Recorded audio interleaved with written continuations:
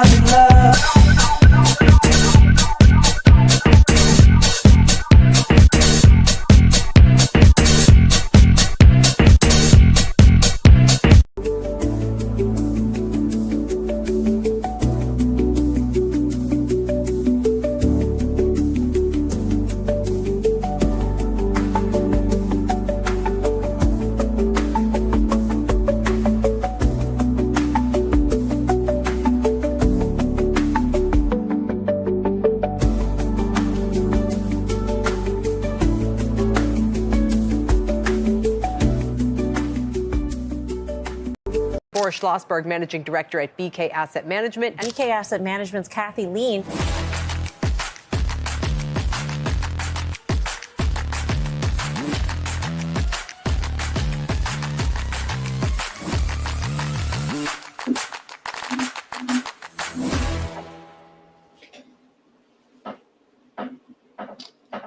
Good morning, everyone. There's always a new change with the scenes that I can't seem to figure out. Let me just try to do this. All right. Hello. Good morning, everyone. This is Kathy. Welcome to Live Trading Non-Farm Payrolls. Let's start with a sound check. If you can see me, hear me, give me a thumbs up. Let me know that everything is rocking and rolling and working as it should be. Good morning, Bob, Da Vinci, Joseph, JB, Rana, Andrew, Tony, Sharon, Tom, Amir. Good morning. Good morning, everyone. So I'm glad to hear that everything's working. So typically before we begin, I always have two questions for you, which is one, are you new here? If you're new here, say new. This is your first, or say first time. We always like to give our newcomers some extra love, and I'll pay special attention to your questions as they come through. So make sure you say hello. Let me know if you're brand new. If you have attended our previous live trading sessions, non-farm payrolls, the inflation data, you'll know that typically it's a very exciting event for us. I don't want to jinx us. This is usually quite profitable for us as well, but every single time is different. Welcome. Stephen is brand new. Zugubo, Leopoldo, Paul, Cap, welcome, Manessa from Uganda. Let me know where else you're coming from, what country. Darren's from Singapore, and, I'm hoping to make my way to Singapore again in the next year. It's definitely very close and dear to my heart. Okay. So hello, Roa from the Philippines. What are you guys trading? All right. If you are trading Forex, futures, gold, let us know, because we want to make sure we touch on those instruments when we live trade. So type it in while Boris says hello, what you're trading, so we make sure that we cover your instruments. I just wanted to pop in because there's some breaking news. The BLS data retrieval tools are not available. They just posted on the website, so it may have a delay on the release. Just letting you guys know. Okay. Okay. Let's see if this is actually impacting the markets. I mean, nobody's reacting so far. So we're gonna look at the headlines. You know, as a good practice, I always say for those of you that want to follow live feeds, where are we getting this information from? Well, you know, you can subscribe to Bloomberg, which costs a couple $1,000s a month, or you can pick and choose a couple of X feeds or create your own X dashboard like this. And as Boris said right off the headline, Financial Juice and Investing.com, Live Squawk are the best resources. And as he said, BLS experiencing technical difficulties before payrolls report. I mean, we all know that the head of the data was recently sacked, right, Boris? Yes. So this is the new head's first month, and they're having a little bit of difficulties. We'll see if it has any impact. Although you would think that, you know, it's a well-oiled machine. Whatever way they're putting out the numbers is the way they're always putting out the numbers. So, you know, either the number is so terrible and this technical difficulty is because they're trying to figure out, you know, how to make it look better, or, you know, the new guy truly doesn't even know how things work, which I'm highly skeptical about, because they have a whole tech team that's supposed to know how this works. So we'll see. But most important thing, first off, is that these are news sources. You know, BLS says it's experiencing technical difficulties, so we may not get the number right at 8:30. So, you know, how's the market reacting to this? The market is kind of reacting to this. Euro, I'm going to pop up Euro right now, is, and this is a 1 hour chart. So let's pop to a 5-minute chart. It's ticking up a little bit. Dollar yen, also you see a bit of a spike down in dollar yen right off of the headline. So, you know, even before looking at the price action, the market's thinking the way I'm thinking. Maybe the data is so bad, they're trying to figure out a way to make it look not so bad. Maybe say, I don't know, water down the potential impact on the markets. And that's what I guess the initial reaction in the markets is. But regardless, you know, we are here to trade this. We are here to react to the news. Now, Boris and I love to trade news. Many people avoid trading news. They will tell you, you know, don't trade on NFP day. And in some ways they're right, in some ways they're wrong. You know, one of the biggest mistakes to make is to try to put on a position before the data. You know, even if you think fundamentals are, you know, just completely, you know, voodoo science and technicals and everything is priced into the chart, at minimally, you should be aware of what's on the calendar and not hold a massive position, especially a position small or big without stops ahead of the jobs report. So, but all of you are here because you think that fundamentals matter. And so that's why we're going to talk about it today. So what are we doing in today's live trading session? Why is Kathy not put on a trade yet? Well, for those of you that have joined us in our other live trading sessions, we always trade what I call reactively. By trading reactively after the number is released, you avoid the super wide spreads that happen a few minutes before. You avoid getting stopped out on unexpected spikes beforehand, and you avoid, quote unquote, guessing a big number. And so it's always best for wait for the number to come out and then get in. And so what we do in this time is to prepare, plan our trades so that as soon as the number comes out, we're ready to react. So first off, the first question to ask ourselves is what the market is expected. This is my FX book calendar. There are two big numbers expected this morning. One is the US jobs report, non-farm payrolls right here. The other one is the Canadian jobs report. So both the Canadian dollar and the US dollar are in play, which means that we have some opportunity in CAD yen. Now, many of you telling me what you're trading, gold, NASDAQ, Forex. I trade Forex. Boris trades gold and NASDAQ. So I'm going to lay on my trades first, and then we're going to roll into Boris's trade. You'll get both. You'll get everything, but usually we react in Forex first. So we're going to plan our Forex trades first. So the market is expecting US and Canadian jobs reports. Let's look at the US numbers first. This is the US number right here. The previous numbers was already quite terrible, 73,000. The market's expecting another sub 100,000 release at 75,000. We have also the unemployment rate expected to rise from 4.2 to 4.3. Participation rate expected to drop, and average hourly earnings expected to remain unchanged at 0.3. Now, why is the non-farm payrolls report, something you should only trade reactively?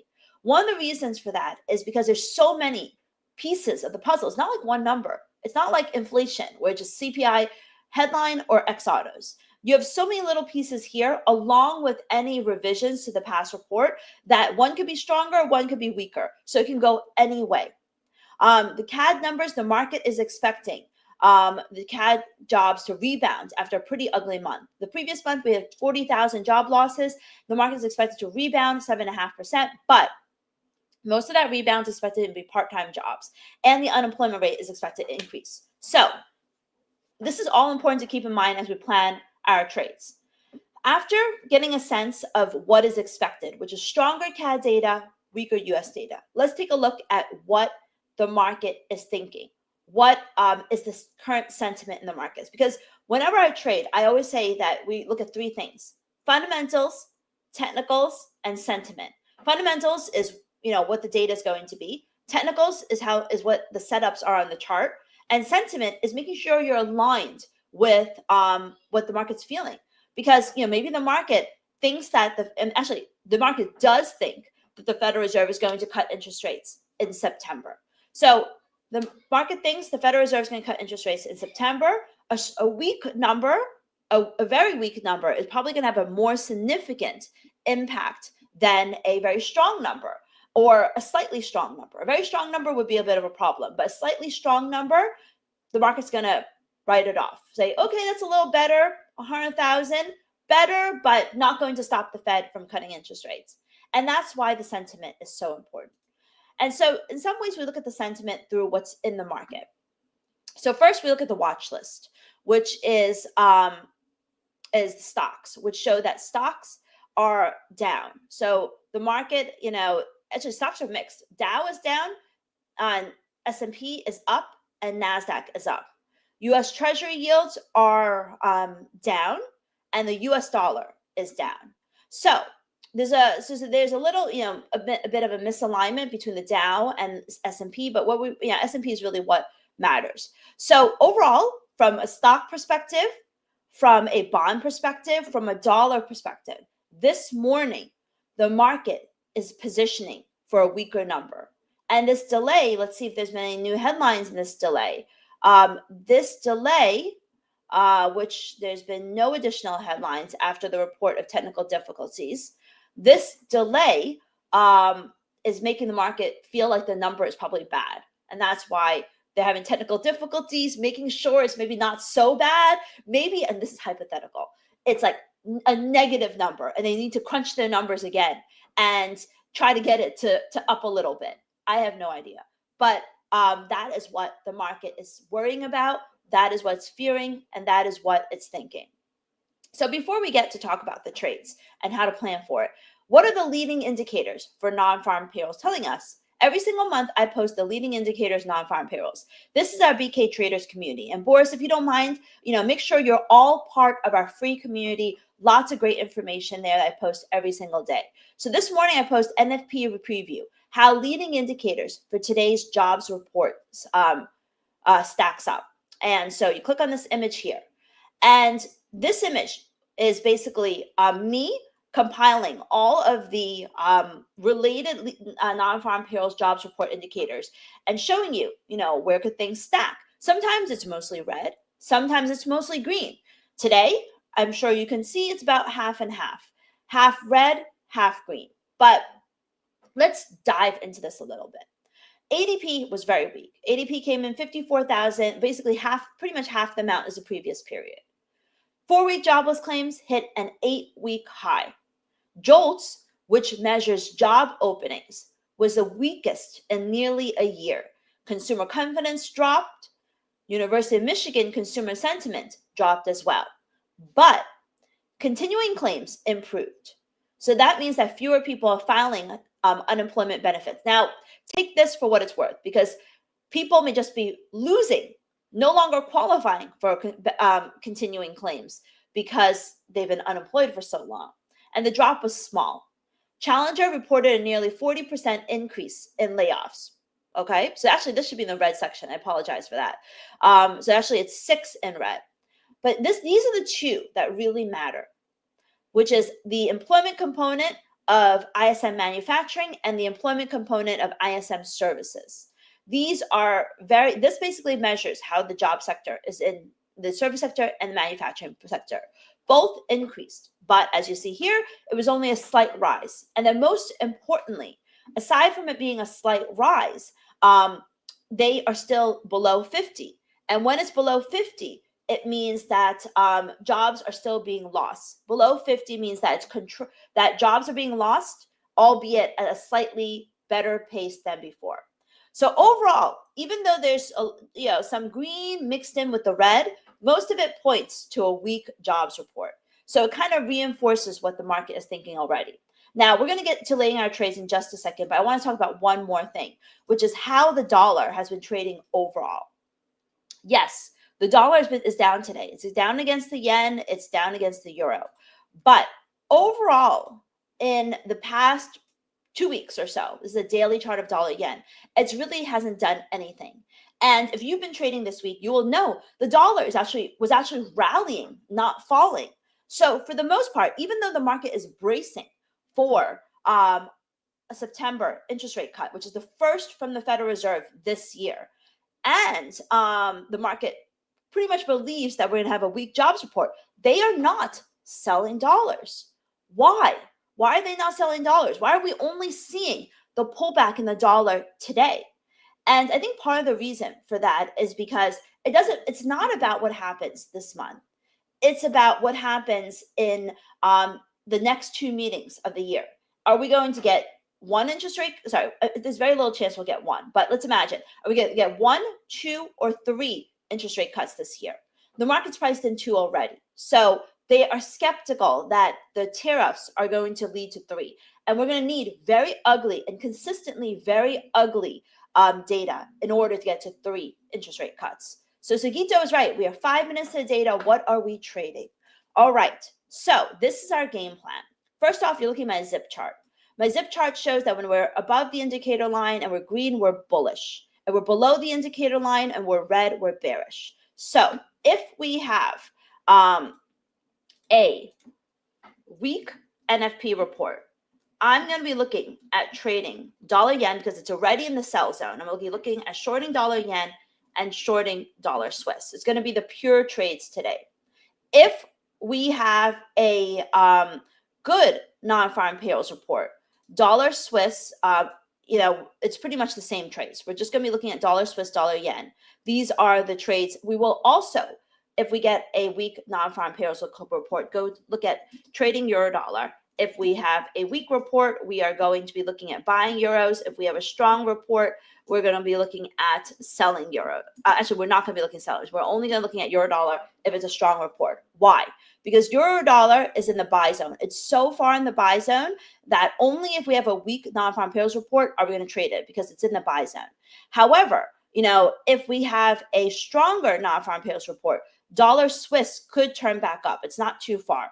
So we're going to be looking at both of those. So we're going to put our game plan. What if we have a stronger report or not so bad? Then we have a stronger report. We're looking at dollar Swiss and dollar yen. Now, the last thing on our radar has to be CAD yen because CAD yen, I have triple zip sell signals here. The white candles are the sell signals. If we get a weak Canadian jobs report and a weak US jobs report, CAD yen is going to be a great trade. Now, if we get a strong Canadian jobs report and a strong US jobs report, we may buy CAD yen because it's also not far from moving back above the buy zone. So these are the currencies on our radar. I'm going to set it up so that we can look at it all together. CAD yen, dollar Swiss, and euro dollar. These are set up. Sometimes we mix in some of the crosses, but I think today, dollar yen, dollar Swiss, euro dollar, CAD yen are really the trades. Now, whenever I trade, it's always going to be a 20 pip stop, 20 pip target. So I'm just going to say we're entering here, 20 pip stop, 20 pip target.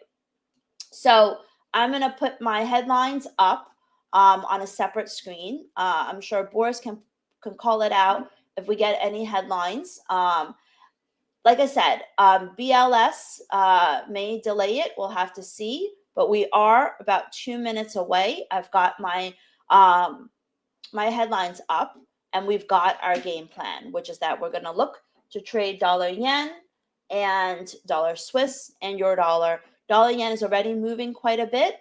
We're going to be looking at the headline number, the unemployment rate, as well as average hourly earnings. What's a terrible number? Anything from below 50. 75 is pretty bad too, but maybe a little bit of a watered down reaction. What's a really good number? I would say 125, 150 is probably good.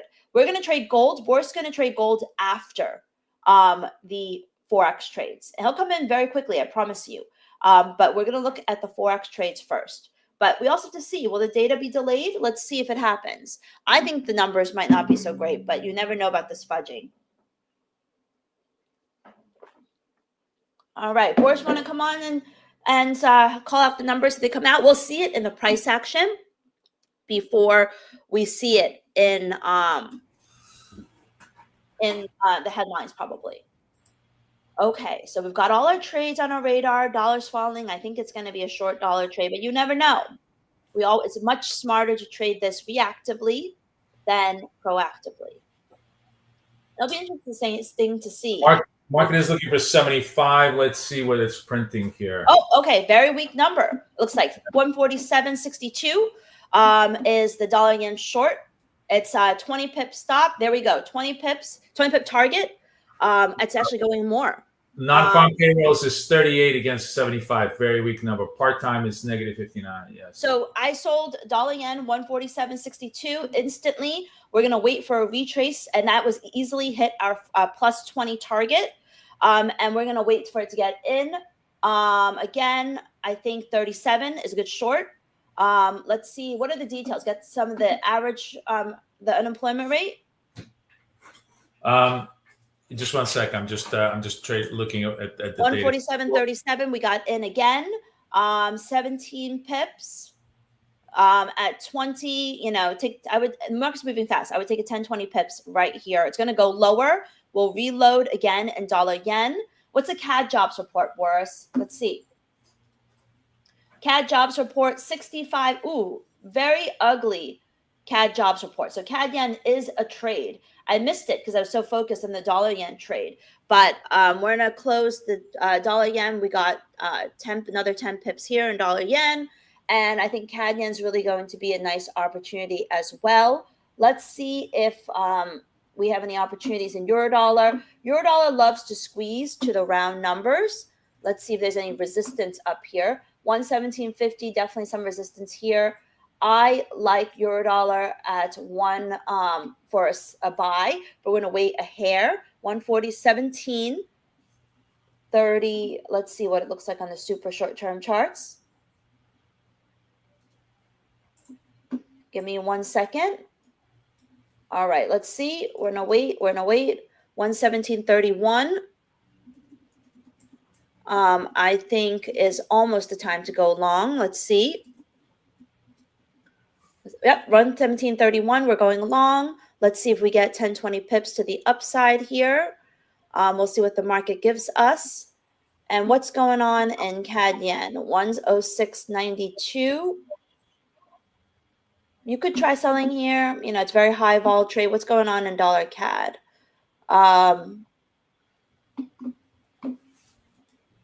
Let's stick with our euro dollar focus. All right. We went long at 117.31, another plus 10 pips here. We are in the latter part of the move. So we definitely want to be a little bit more conservative. I think, 15 pips right here is a good target. It's probably going to go 250 though. Okay. I want to digest the numbers real quick. So more revisions reveal first negative jobs print. June was revised from, I'm going to move this down. June was revised by 27,000 to 13,000. Unemployment rate was in line with the increase. Labor force participation was up a little bit, but no one really cares about that because the NFP number itself was so bad at 22,000 compared to 75. So yeah, I mean, this is a pretty bad number. I'd continue to sell dollars. Fridays tends to be very trending. We are in the latter part of the move, but I do think that you're going to get more opportunity. Let's see what CAD yen looks like on the daily chart. CAD yen still looks quite bearish. We made money in the first dollar yen move, 20 pips. We made a second dollar yen move on a retrace. We made money in euro dollar, so 343 right now. I still think that we're going to see a further move lower. In the dollar, I'm not getting in again right now. I'm looking at my charts. Boris, if you have got anything that you... Yeah, I'm just letting you talk. I didn't want to interrupt you. Obviously, we had explosion in NASDAQ and gold. Gold exploded through the 640 level. If you took, we had a gold setup that's our bread and butter setup. The white dot, green dot. I took that for a couple of points. If you guys took that with me, that's great. Otherwise, what's interesting is that NASDAQ did a dip and then a rip. We completely flipped to the upside. NASDAQ is now trading at session highs, which is really interesting because it seems like the market is much more focused on the easing monetary policy than it is on any kind of a recessionary risk. For now, we're going to go with that flow. It'll be interesting to see if NASDAQ holds bid because the reaction is opposite of what you would think would be the fundamental reaction, which is that there's a risk of recession. But I guess the market is sort of at this point weighing the positive. I think the market at this point is now going to start pricing in not just 25, 50, possibly even 75 bips of easing. And of course, NASDAQ is very, very sensitive to low interest rates. It just creates tremendous amount of flow capital for NASDAQ. So that's why I think it's reacting so positively. So it's not a coincidence here. The dollar yen stopped right at the 50-day SMA. These moving averages matter, which is why I have them on my chart. They're very important. So we're going to stand down for a minute and see how the prices move. Who made money in dollar yen and euro dollar? Let me know. Type in if you made money on any of these short dollar trades after NFP. This is another, I don't even know how many winning NFP sessions we had, but I don't want to jinx myself. I'm knocking on wood. But let us know. Glad to be made money. Good to hear. Congrats. Let's give him a hand clap. Koba made money. Let's give a hand clap to Koba as well. Who else made money? What are you trading? Vincent, up $2,000. Wonderful. Congratulations. What were you trading? Dollar yen? Tom Connor made $360. Yes, JB, it's fast. That's why we prepare for our trades instantly. Martin made $2,000 on gold. Good job, everyone. Great job trading. Long DAX. Connie made money. Zugbo, wonderful. Tyler, up 15,000. Wonderful. I'm so happy all of you made money. Great job, guys, in our live trading, the initial reaction to NFPs. Winner, chicken dinner for so many of you. And a lot of them are trading gold, Boris. So why don't you pull up the gold chart and talk about that price action? I will. I'm just letting you finish, and then when you're done, I'll I think these guys made money. We had 3 out of 3 winning trades. I'm not going to push it. Even $962 in gold, Joe, that's a solid number for what? It's been 7 minutes of work, I think. Maybe not even. We've talked a lot more. Joseph made 20,000. You guys are rocking it. I'm not even trading gold, and you guys are making money in gold, probably because you're listening to the direction and to me explain. So maybe you've attended my classes in the past, and I tell you about how gold is correlated with the dollar and how a weaker dollar means higher gold, stronger dollar means weaker gold.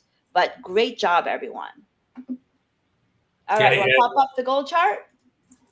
Yes, we will. I'm actually holding NAS right now, but hang on a second. Let me get my screen right now. Okay. All right. We're holding NAS on a very big volatility move. So we'll see if this first trade, impulse trade, is going to work. But of course, the gold trade worked very, very nicely. Here's the gold trade. As we, it popped all the way off the, let me just get this organized here a little bit.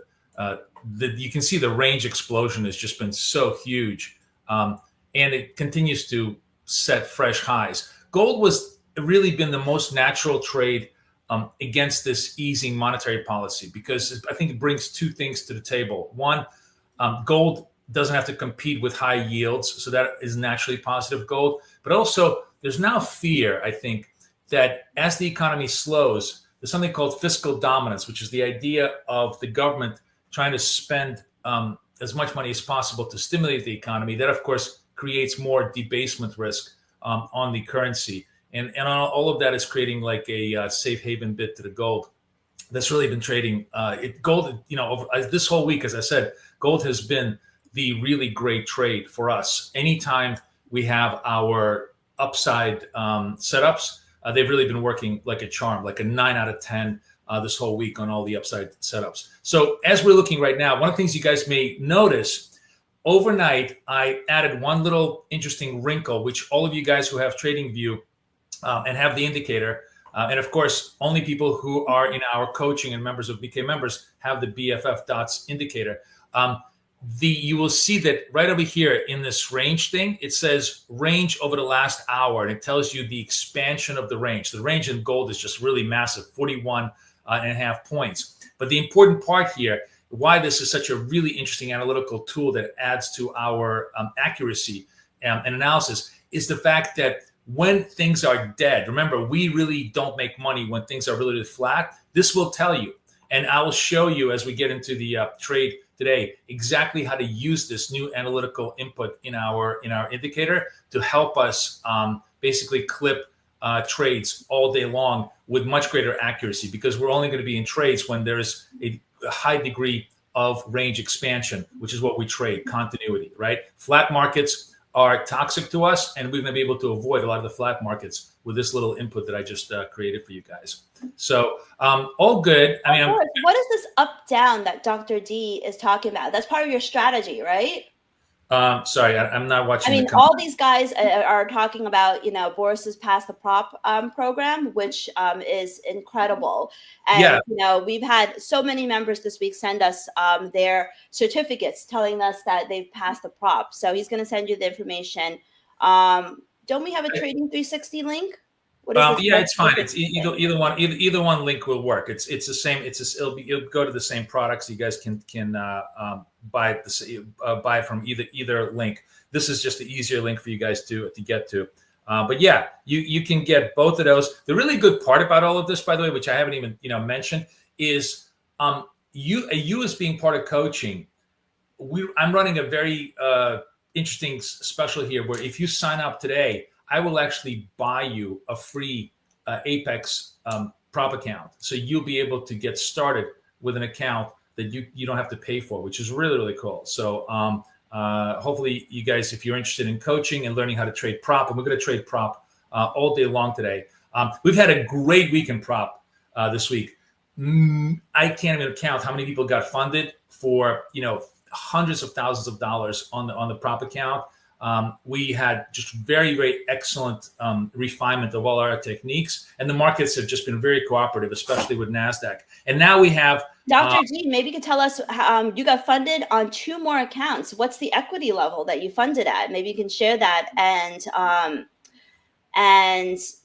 we can share with the community so they can know what they get. I know that Joe, who's been a long time a member, has been funded quite a bit already, quite a few accounts already too.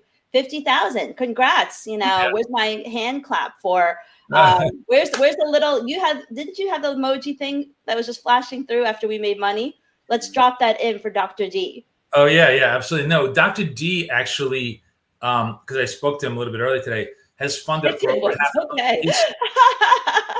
he's funded for over $500,000 already in his accounts, which is really, really impressive. Boris has a 70% success rate in getting our members funded, which is quite incredible. And as Tony said, he's funded 100,000 and 250,000 accounts. Yeah, so, Tony did that. Tony did that yesterday, and that was really, really nice. So we've just every single day this week we've had members constantly getting funded, which has been super.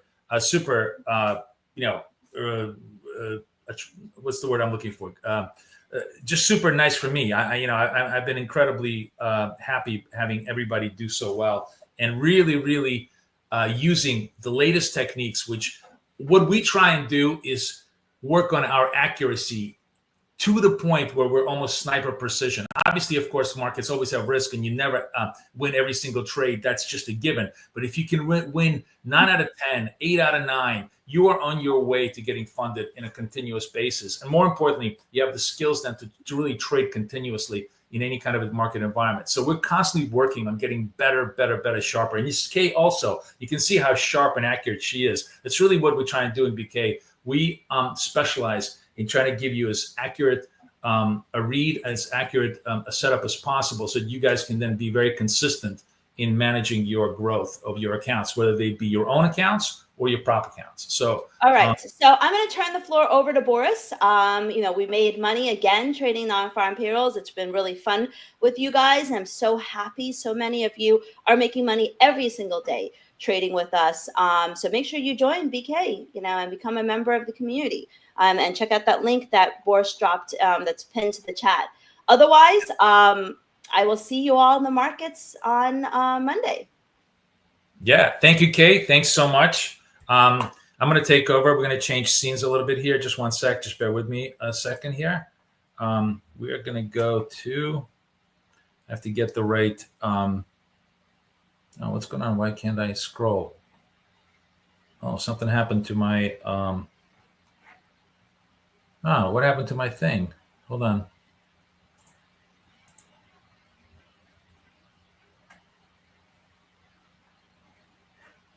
Oh. I'll be right back, guys. Hang on. Just hang tight.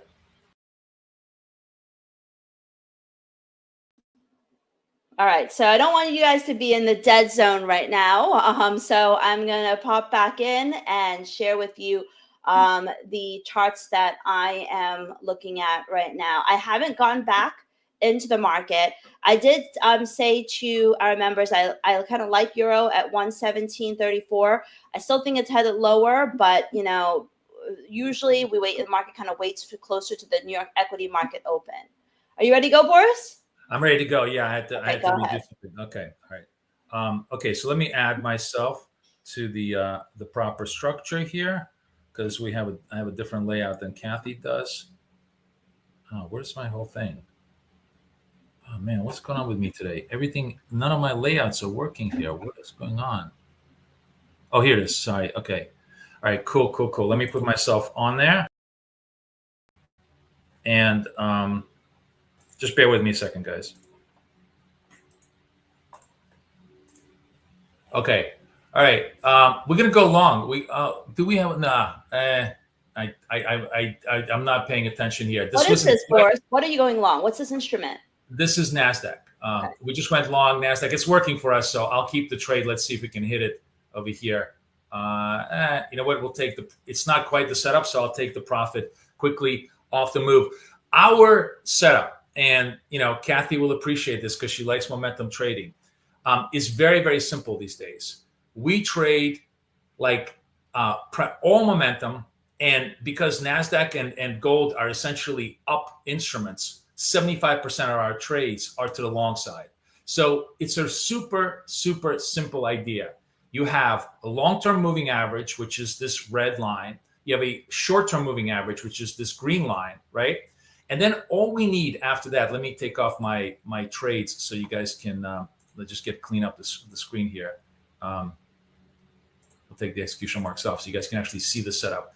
And all we need to make our trades viable is the burst of momentum. And the burst of momentum starts with a white dot, which is like up momentum from a lower high, followed by confirmation of a green dot. So if we get a green dot right here, right now, that would be a clear buy signal for us.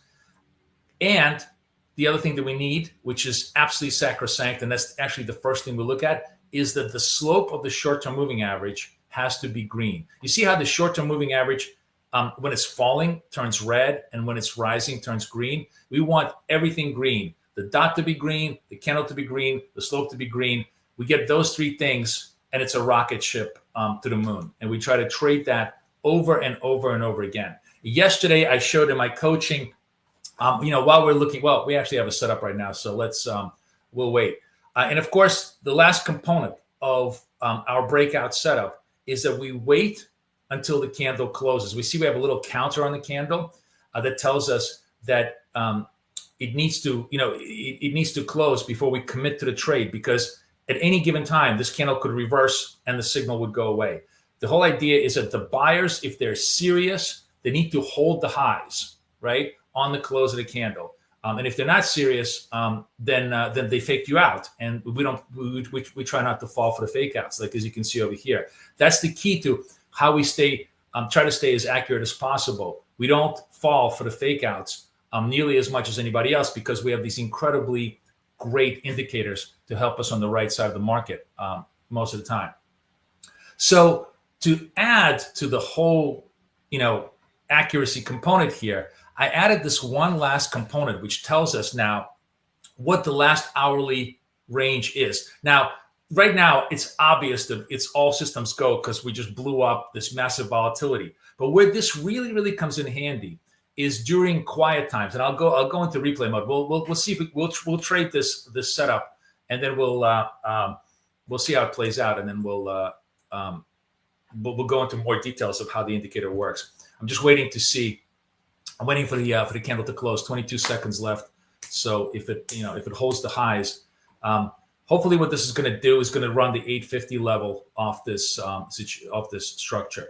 We're going to trade this with a 40 tick target, 120 stop. That's a 1030 in points, because always you need to have lots of room for retrace risk. Okay, we're long here. And target is going to be 50.75, right? So we're in 40.75, 50.75. You see that the prices have stalled here 3 or 4 times. So it is kind of dangerous to buy at this resist, but it is our setup, and we commit to our setup, good, bad, or indifferent, because that's the key to staying consistent in the market. Now let's see if they can just run it towards the takeout level. We're at 44. The takeout level here on our ladder is 50, right? So we'll see if it can hold out.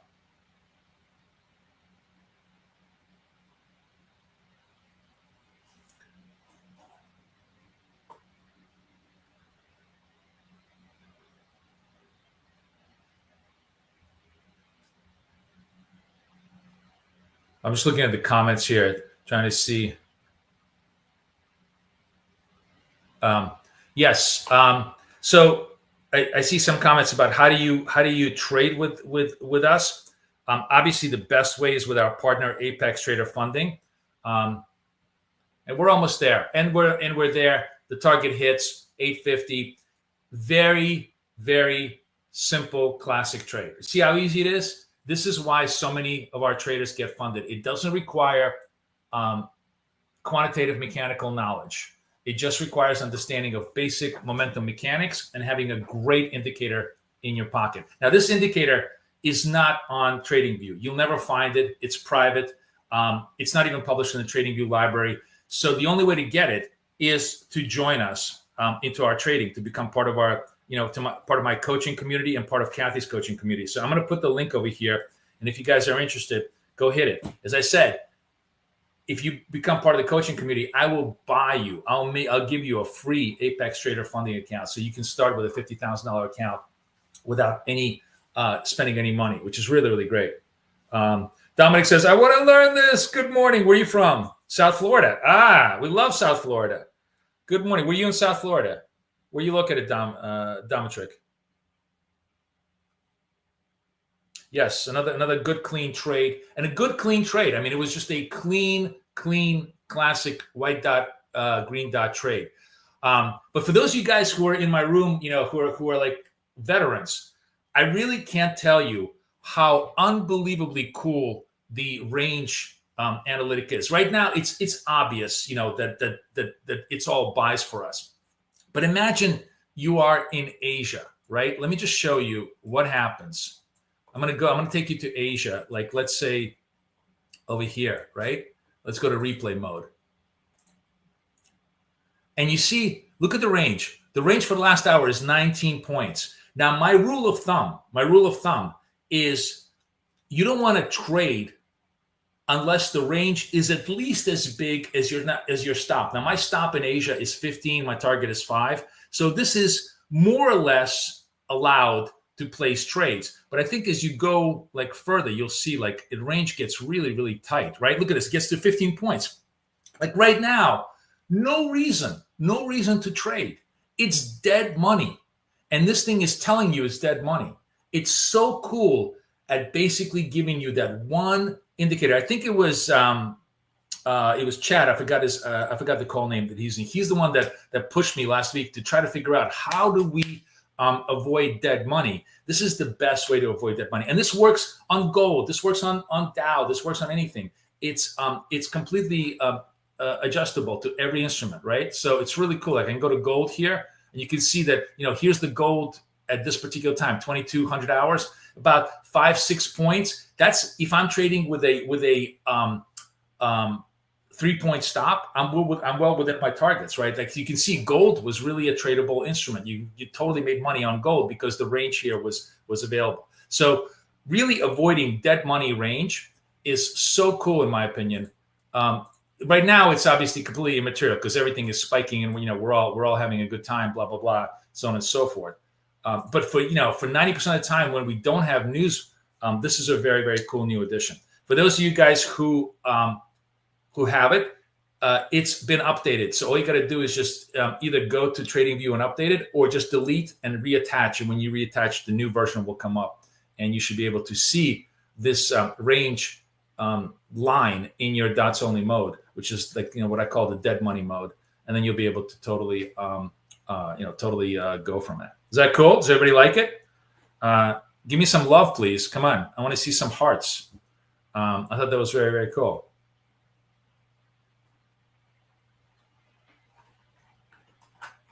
Come on, give me some hearts. 8 Figure says it was updated. Was it you? 8 Figures, Chad, was it you who was like, let's figure out how we can figure out the dead money timeline? I think it was you, right? So, I'm glad you really this. Now, everybody's going to me, is it going to be on wealth charts? On wealth charts, which we're going to trade gold with right now. On wealth charts, all of this, I'm hoping I'm going to talk to Rob today or over the weekend. And we're going to do like a one-time update on all the wealth charts. And hopefully by next week, we'll have the same idea. We'll add this component and everything else that we need inside of it, the labels and all the other stuff. So yeah, I'm hoping we can do that. Yeah, so we'll get that in motion. But remember, guys, I don't control wealth charts, so we will get that as soon as possible. But I do control TradingView. So for those of you who have TradingView, you guys get to have it and enjoy it. Let me go to NASDAQ. I'm doubled out. So I am just blown away. I mean, it really is almost hilarious at how the bulls just destroying the market despite bad news, right? Despite bad news. Yeah, Fabio, you too. No, I mean, I think a lot of everybody, but I think it was 8 Figures who emailed me and said, this is what we need to figure out. So I'm hoping you guys this. How many periods back is range? It's 1 hour. It's just going 1 hour. You can. It's configurable. It can go 2 hours, 3 hours, but you don't need any more. We're looking. Remember, we're always looking for the most immediate thing. On here, by the way, where you can configure all of this. I think it goes all the way down right here. Range row, range look back. 1 hour, 2 hours, 3 hours, whatever you want, you can configure. You can play around with it any way you want. Keep it on auto, but you can also do it per each individual instrument if you want to do it, or you can do custom ticks. But this is all designed for obviously future related stuff. So enjoy it. Enjoy it. I'm going to leave it back to 1 hour. Oh, Jesus Christ. Now you made me change the parameters. Okay, you'll leave it at 1 hour because I'm really looking to see if the markets are dead, right? That's the key thing.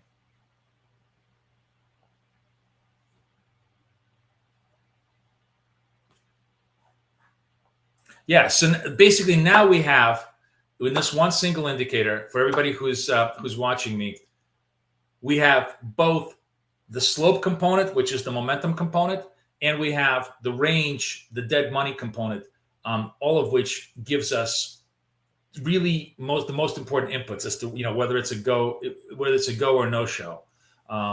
So right now we're quiet, everything kind of dying out. All of these numbers are probably going to radically decrease. That's the other thing. It's really, you remember how like after non-farm payrolls, a lot of times 9:30 to 10 o'clock, it just freaking dies. So this is going to calculate the range over that time frame. Like right now, let's watch this. Let's see if I'm right. So like the 8 to 9 range is obviously massive, but I bet when we get to 10 o'clock, that range is going to be considerably tighter. It'll be, maybe only 50 or 60 points or 30 points. So that'll be cool. I don't know why, Georgie. I can't. Everybody else has got it. Just delete it. Just delete it and reattach it. Okay. BFF. Make sure you're using the BFF dots only. Okay. Just make sure you're doing that. Delete it, and reattach it. Sometimes you need to log out, log in from your TradingView ID to clear your cache. But it's definitely working.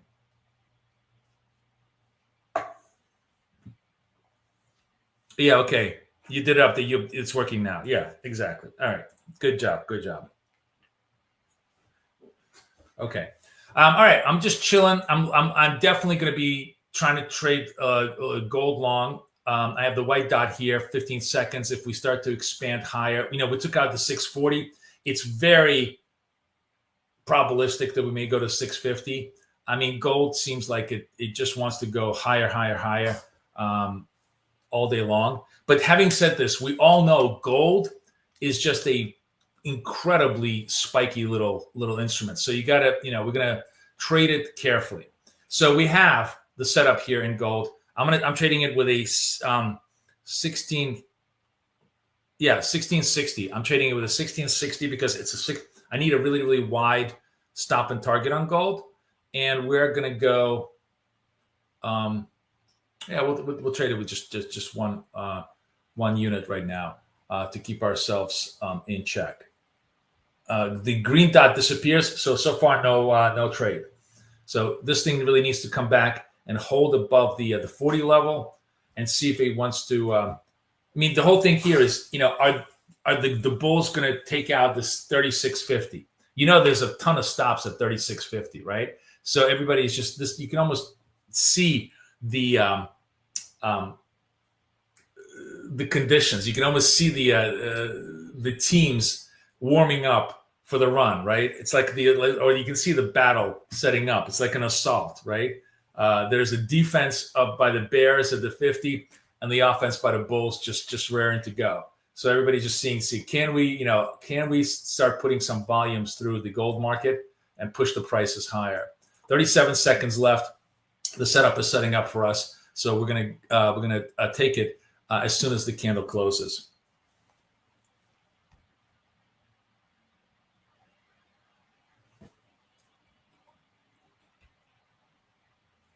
The GFAS, I'll answer you in a second. No, it's much more simple than that. It's much more simple than that. 13, 12 seconds. Setup looks like it might be going away. No green dot, guys. 3 seconds, 2 seconds, 1 second. No green dot. Okay, we hang tight and we just simply wait patiently for this. So the question you have is, so we're still in shock mode from trades. Is range measuring distance of price from SMA? No. It's literally the high minus low over the last hour. I want pure price action, right? In ticks and then in points. So if the high minus low is 15 points or less, it's a dead time. If during North America, by the way, here's my metrics. In non-North America, Europe, Asia, all the not real market times, when the market is not open, if the range is 15 points in NASDAQ or less, it's not a trade. If it's 3 points or less in gold, it's not a trade, right? When we get to North America, those numbers change. And if the range is less than 30 points, then it's not a trade. If the range in gold is less than 6 points, then it's not a trade. Now, we're clearly way above it right now because we have massive volatility. We're 150 points In this last hour, 40 points in gold. But those are the numbers we're going to be working against so that basically we can avoid dead money.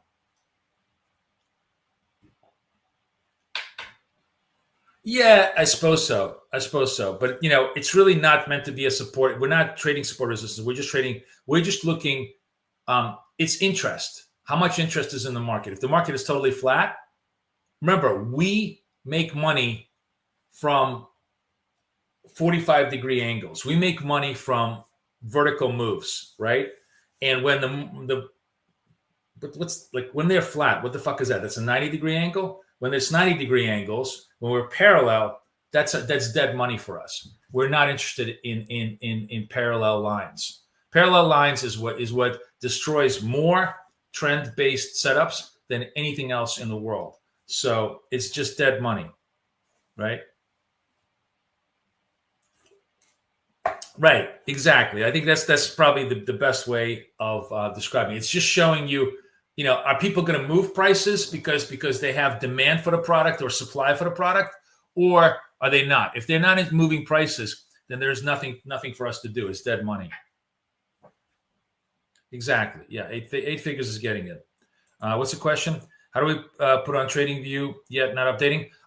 Delete, reapply.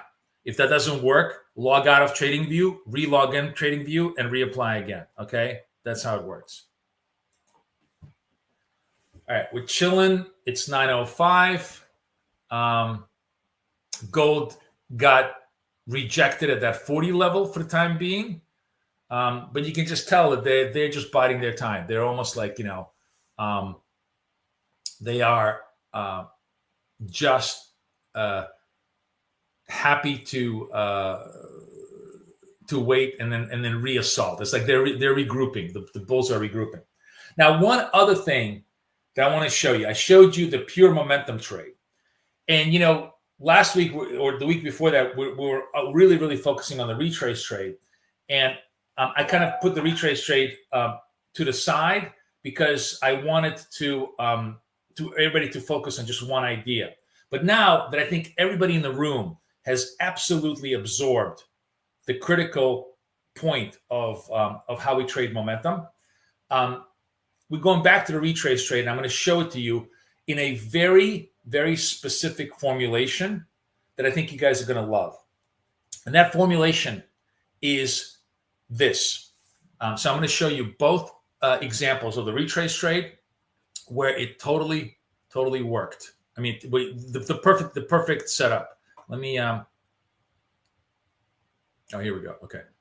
All right. Let's start with gold. Okay. The only way I want to buy the retrace signal is when I get three of the following things in my favor. First of all, obviously, we're going to be looking now to the upside. I'm going to give you the upside example because all we have is upside examples. In the situation where we have the short term above the long term, green slope, green moving average, that's number one, right? What we're looking for is a purple dot that closes while the slope is green. It's even better sometimes when it's above the slope. But a purple dot that closes when the slope is green is a cleanest, purest example of the retrace trade. And obviously, we got to do it on the first one within the slice. This is the second one is already old, right? It's already old. So this great buy, you're buying it super cheap. You're buying it 32, and it goes to 43. You're really buying the low tick. The exact same structure works on NASDAQ, although, with NASDAQ, obviously going to be a lot more slippery. So if you bought this over here at, what is it? 16, right? You obviously need the 30 points of 30 points of breathing room. So if you bought at 16, your stop was 85, you survived the stop, and boom, the trade works. But in both cases, the absolute critical component to the successful recipe is that whenever you have a retrace trade, and the retrace trade is shown to us by the purple dot, that's a selling from the highs. The white dot is buying from the lows, right? So you get a selling from the highs that keeps the slope green that's your cue. Hey, let me go. I'm going to buy it cheap. And you can incorporate that into your repertoire. Now you have two possible ways to make money scalping trend. One is from momentum, the other one is from retrace, but in a very, very defined way. For example, here's a retrace signal that you don't take because the slope is red, right? Retrace signal, slope is red, you let it go. It's only a legitimate retrace signal if the slope continues to be green, which means that the underlying strength of the move is still positive, and you're just trying to buy the cheapest value in that particular sequence. So that really, really makes it very easy. It's not often. That's the beauty of this thing. The rarer the setup, the better the setup. It doesn't happen often, but it happens. Certainly happens like 4 or 5 times a day. But it doesn't happen every hour or every half hour. But when it does happen, it's a good combination to take. Yes. So I think the retrace trade in under the very strict conditions that I just defined for you is an A setup, and of course the dot setup is a A. So you have 2 A setups to play with, which is more than enough. I just wanted to give you flexibility for a secondary setup, so you guys could have a good time with it. All right. Cool. All right. So sometimes the trend is just massive, and we don't get to have the whole thing. But for those of you guys who like to trade trend and sort of like, you like my ideas, but are much more of a longer term, I want to do 1 or 2 trades a day type of guy, understand something very interesting and very fundamental. My trade always is the start of trend. I always kick off trend. Now, it doesn't mean that I always kick off trend, but when trend happens, my setup is always the start of trend, right? I am the supposition of my setup is it's the first signal in a green sloping trend, in a short-term trend that creates momentum. And that is always the signal for trend. So if you want to trade, like we talked about the idea of I want to take one piece of the trade for maybe short-term target and then let the other one run, you could absolutely do that. You can absolutely do that. And of course, the easiest way to do that is on wealth charts, where you could have a multi-bracket structure that allows you to take 2 trades at the same time, but one of them goes for a short distance and the other one can go for a long distance. That's what makes wealth charts so valuable and so interesting for future traders. I'm going to try and make a video this weekend on the power of wealth charts and how well it trades, how well it's designed for futures traders as an entry platform, and hopefully you guys will all enjoy it.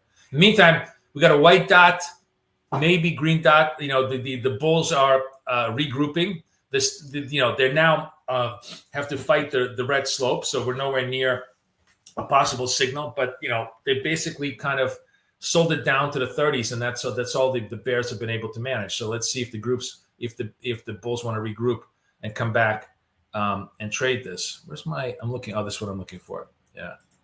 Okay. And see if the trade sets up for us on gold. We got about 15 minutes to the open, so I think we're not going to take any signals in NASDAQ, because NASDAQ is just notoriously fakey before the open. So we're going to give ourselves a pause in NAS until 9:35, and then we're going to take some trades. But when it comes to gold, we certainly can play the game. So what's interesting about gold right now is you're watching the trade right here.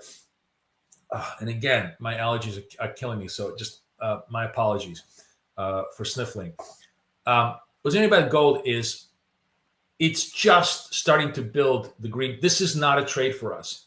This is not really, well, no, I take it back. Actually, as I'm looking at this very carefully, this particular candle is building itself against a fully green slope. This was a transitional slope, this white number. So if this candle closes here or higher at 37, that will be a trade for us. And I actually would need to go set myself up to our structure 1660 and just wait and see if we can get a signal out of it.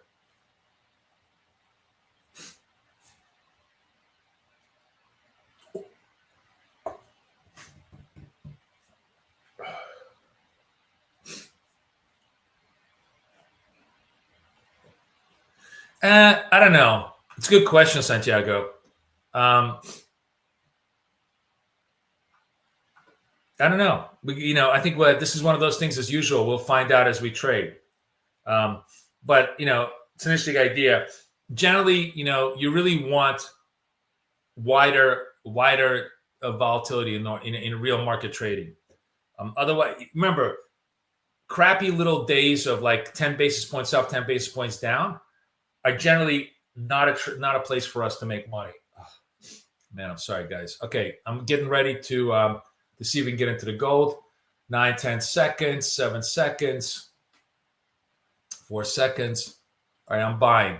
I'm long gold at 37.6. Here's my entry. Target is going to be 39. Let's see if we can run this.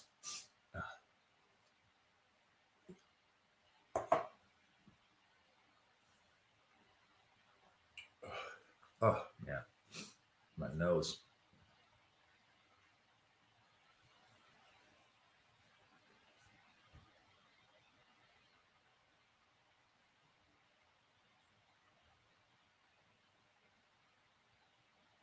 And sweeping it, and we're done. And just, like a classic sweep move, right? Just boom, nice and smooth. That's to the funded account, and we're good to go. And now we I think we just chill until the open. We'll just chill to the open. Everybody, you guys can ask me, it's Friday. It's Ask Me Anything Friday. A lot of new people here. Let me see who's new here. Say hello to me. Where are you from? As we say in New York, where the fuck you from? Tell me which country you're coming from. Tell me what you're trading. Tell me if you've ever traded prop. All of those things. You know what? As a matter of fact, let's do this.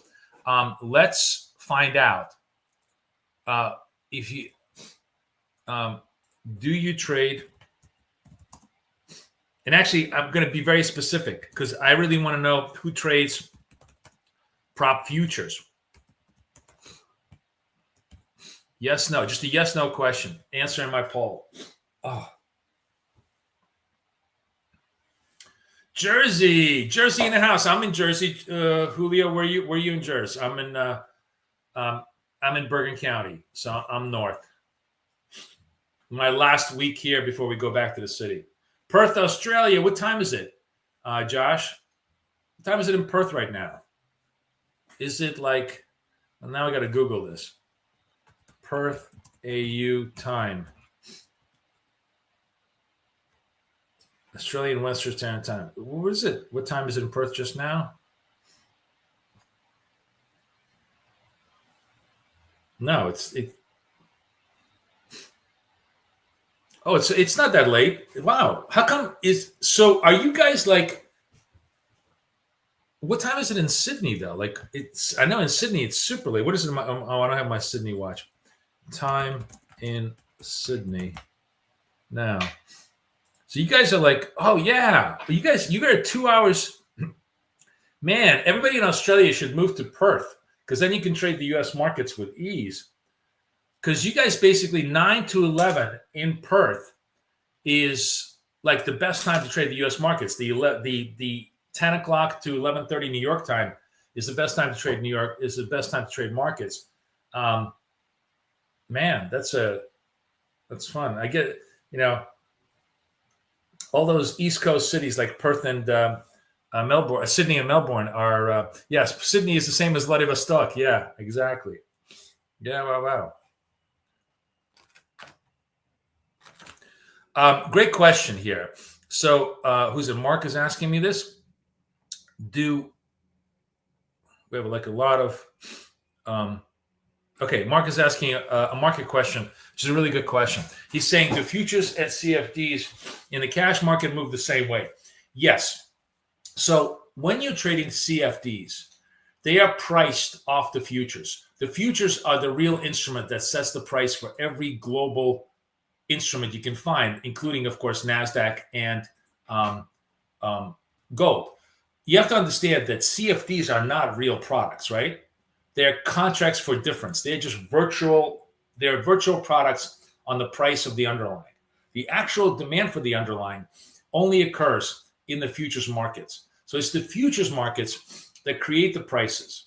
So there is a one-to-one correlation, but not one-to-one price. The price on CFDs is going to be very often very different from the actual price in futures, because not only do the CFDs use the futures contract as a guide, they use a blended 3-month average. So they go on the curve.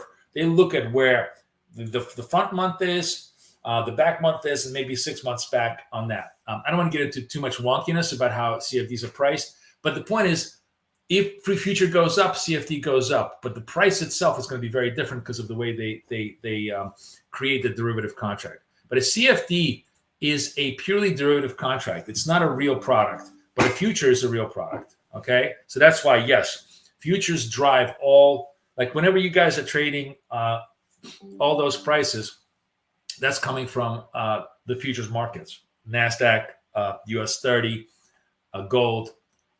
These are the markets that are actually driving them, you know, up here.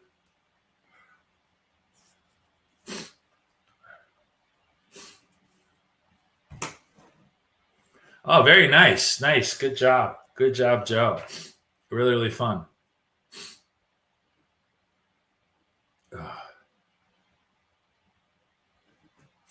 Brooklyn living in Richmond, Virginia. Wow. That must be a culture shock for you. I need some nasal spray. You know what I need? You know what I need? I need to be living in Florida because that's where I don't have any fucking allergies. But aside from that, I'm fine. You know, it's like watching Tony Montana do trading with you guys, right? It just looks like I have a whole pile of blow on my table, but I really don't. It's just literally my nasal allergies going nuts. Yeah. I'm gonna be there. Don't, you know? My son lives in Boca, so I'll be there. Don't worry. I used to go to Boca more than I used to go to the East Side at one time. We got 10 minutes to the open. We're just chilling. Again, the gold bears are holding off. They really look at gold. By the way, look at this bitch. As this is what I wanted to tell you about gold. Gold is 3 steps forward, elevator down. That is just the nature of the beast. And if you're not prepared for that, you know, for that roller coaster drop, you really can't trade this thing. That's why you got to trade it small. You got to trade it wide. Otherwise, you're going to be tripped up on this thing all day, every day. It's not like NASDAQ where there is lots of two-way price action and they kind of moderate the downward shocks because buyers come in. Here, it's like, you know, you see how thin the market is. Everybody buys, and then the dealers just drop the bids $2, $3 at a time. And anybody who wants to sell, they just pull it all the way down. That's how they make their money. They're very happy to make their money by selling you all of this and then taking it all back right then and there in 5 seconds flat. That's why we have to be very, very swift in taking our profits, and also obviously very tactically well positioned at trading small, right? That's what we talked about yesterday in coaching. We had a really great coaching session. We covered like all the cool stuff, the best times to trade the market, the proper sizing mechanisms for each instrument, and then the most important part, the way to actually keep your funded accounts going through thick and thin, even if the market is difficult. How do you not blow your funded accounts? All of those things were discussed in really good detail. It's all on videotape. I mean, I recorded everything is recorded. So if you become part of my coaching, you can go watch it. It's all on demand.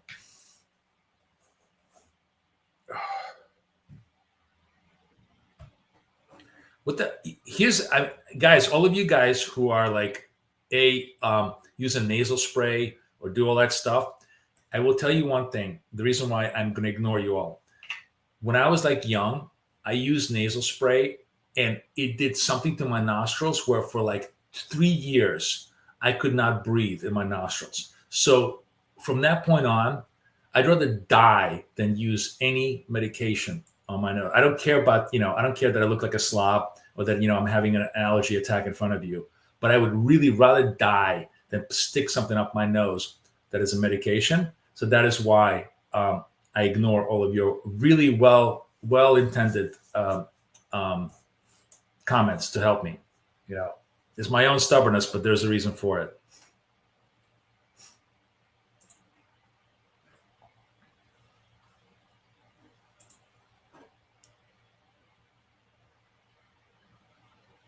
What does that mean?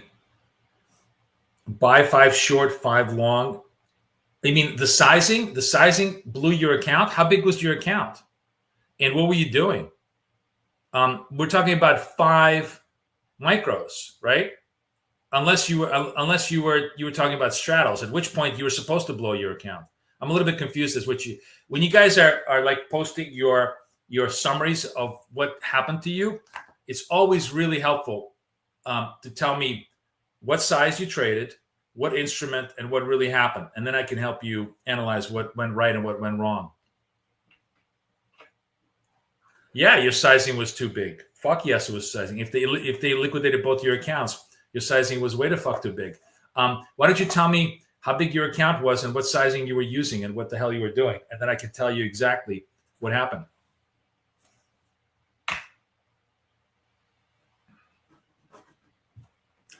Oh, by the way, look how cool this is in terms of, remember I said gold was like, first remember gold was like a 40-point range and or 60-point range, and now it's a 40-point range.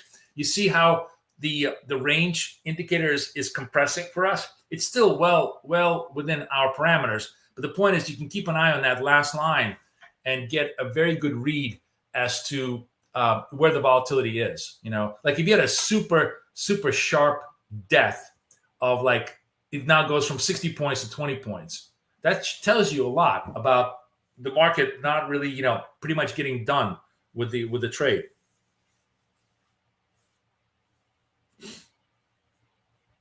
Um,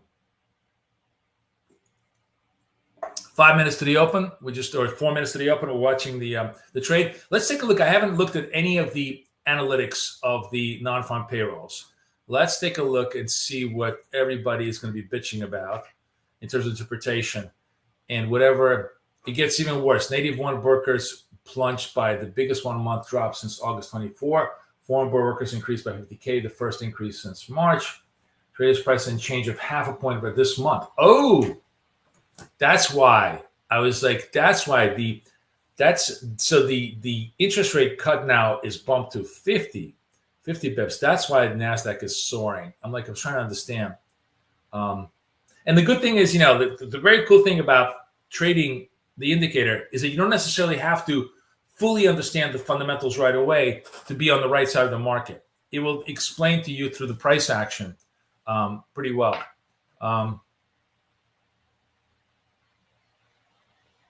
But I don't think they're going to go 50. All job gains were part-time.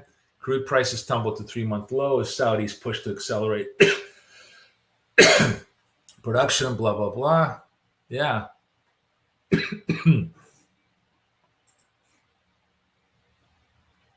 Let me just see what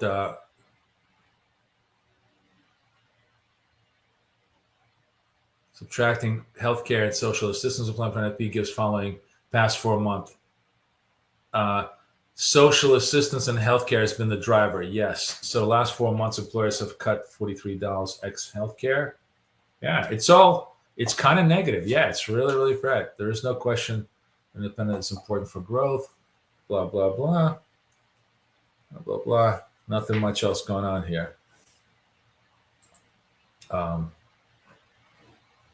Okay. We're almost ready for the open. 2 minutes to go.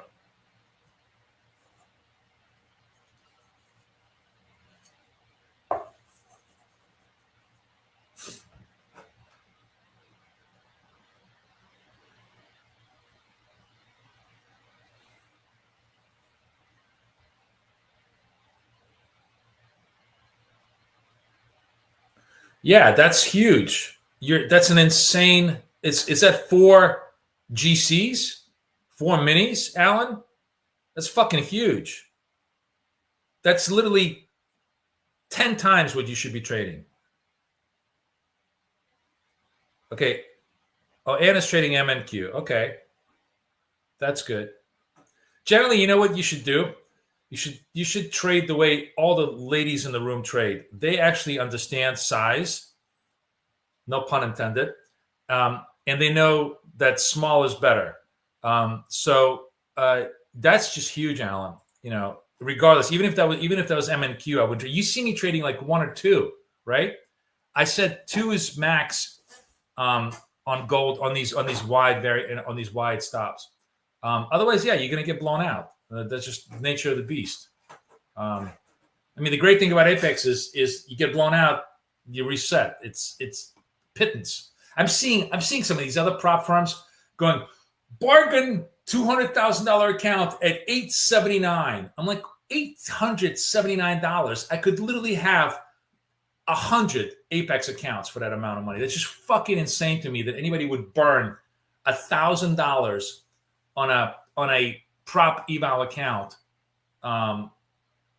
which is going to get torched anyways. Why? I'm astounded. That's why I love Apex, because they're so much better at properly pricing the eval accounts. All right, 9:30. Now here's what gets interesting. We're kind of dead, right? Look at this.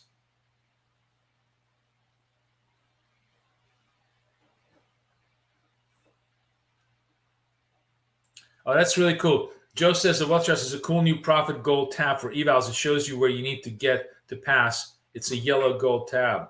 Oh, that's cool. Where's that, Joe? Where's that in the wealth charts? Is that in like? Let me know where it is, and I'll put it there. Yeah. So far, not much really going on here. Gold is clearly positive bid, so we take no negative trades. Only negative trades if short term goes underneath the long term. Excuse me.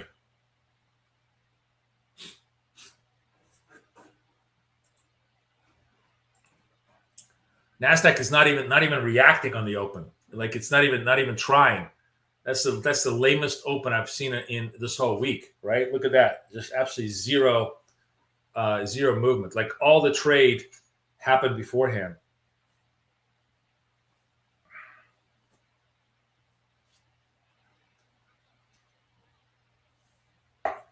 It appears that I'm in trade. I'm not in trade. I don't have any trade. My trade got done here. I'm just chilling.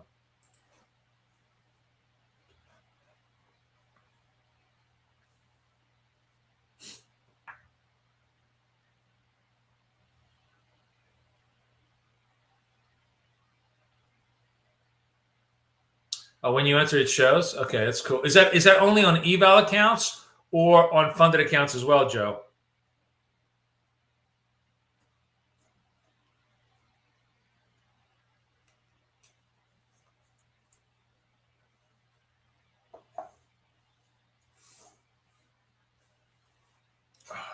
All right.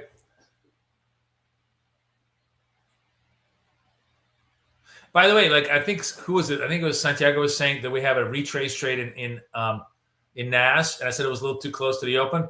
Would that have worked? If you bought 83s, how high did this thing go? You needed to see 93. Said, yeah, it would have worked. It would have barely worked, but it was a very, very thin move here. Very thin move.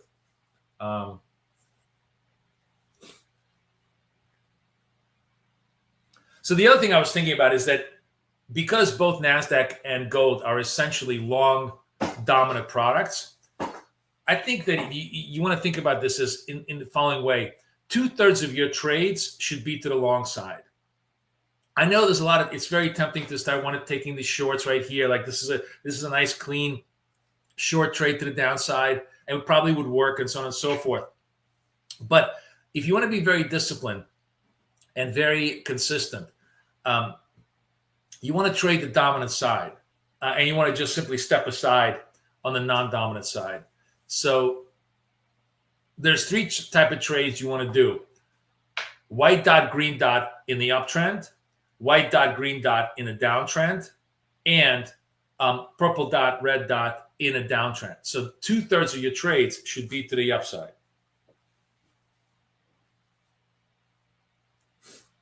You think it's evals? Okay, I'm gonna get a couple more evals on Welch because I have on my Welch charts. It's all funded accounts, so I haven't done any evals on Welch charts, but I'll try to get a few more, and then we can actually play around with that.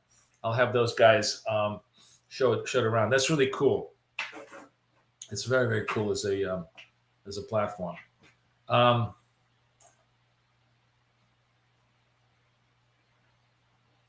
Okay.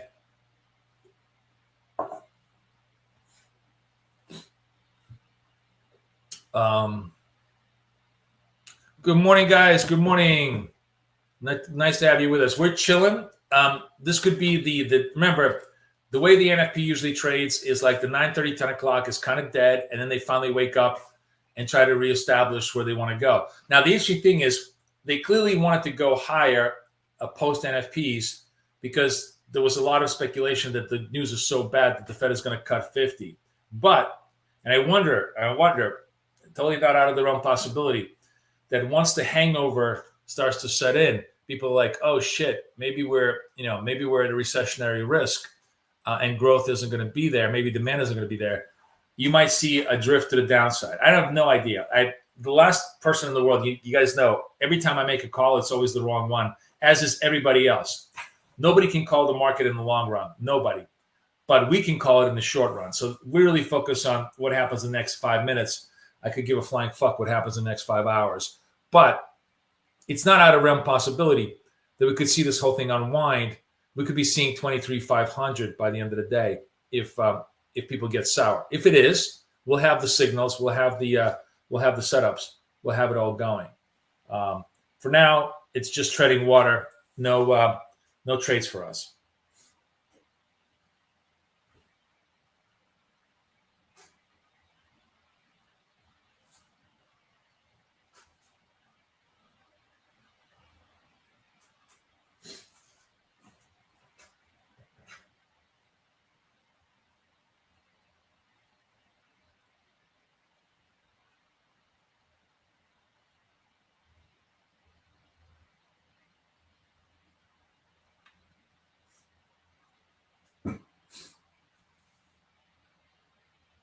This down trade probably did work. What was it? The close here was 46, and what's the low? 34. Yeah, it would have been good for the 10 points. But again, it's not that this individual trade worked. It's that we really want to stick to the process, right? Yeah, look at gold. Remember, gold was 60 points, and now it's down to 17. You see how that totally compressed the structure. This thing was like 172, and now it's like it's really compressing to a lot less. They're still wide enough for us to make money, but you can really, really see the compression in the range. Thanks for pointing out.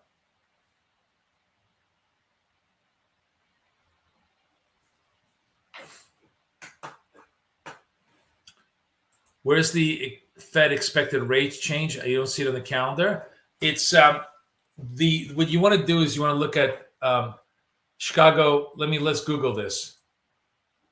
CME Fed funds futures. Okay. And when you go to the Fed watch, 12 days for here's the countdown, right? And here are the probabilities of on the Fed funds futures rate. What is this?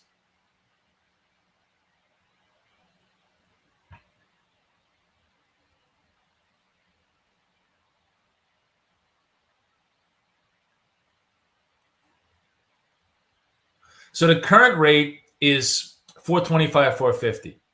There's an 87% chance right now that there's going to be a 25% cut. So, obviously very, very high. But there's a 12% chance that it's going to be 50 basis points, right? So we'll see. But this is where you find the probabilities.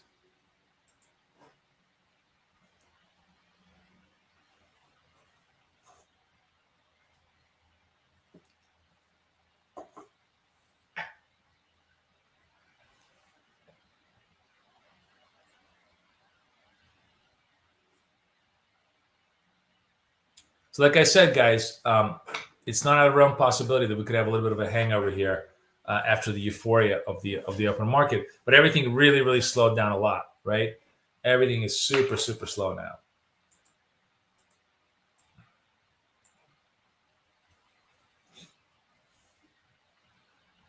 Gold still presents to me as a good quality trade. By the way, one thing I guess I missed this because we were trading this over here. It was just before the open. This is a retrace trade in gold. What makes this a retrace trade in gold? Right over here is the very fact that it's a purple dot against a green slope.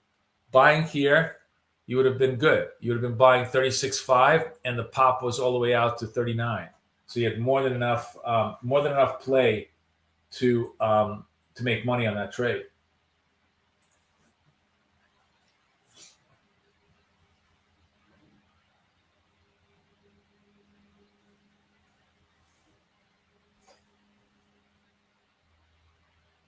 Yeah, that's the overnight rates. That's exactly right. Well, that's the only ones that matter, right?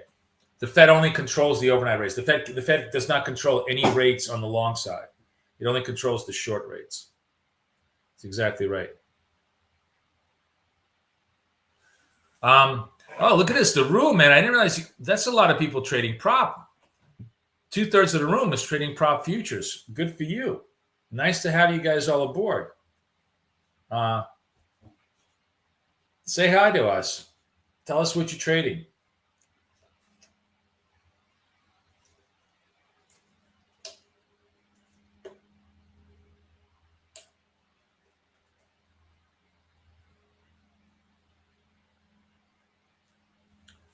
Watching NAS.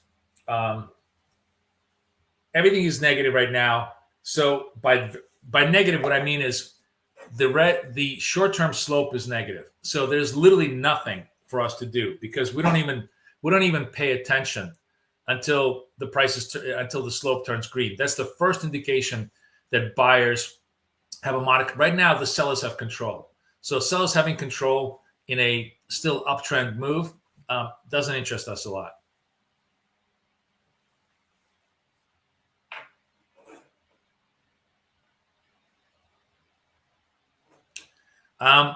Bliss, I would love to help you, but I don't trade Forex. If you want to follow Kathy, you can get all of her coaching. I'm happy to same link, 2 for the price of 1. You could totally follow her. She's incredibly consistent in her trading, and she trades off hours, like when you're away from work. So I recommend you to check that out. That would be a good value to you. Hi, Patek. Right.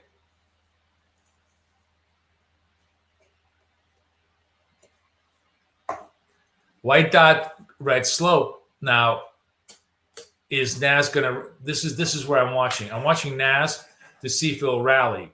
If we can get a green dot, green slope move, but that's from here to there is a long time.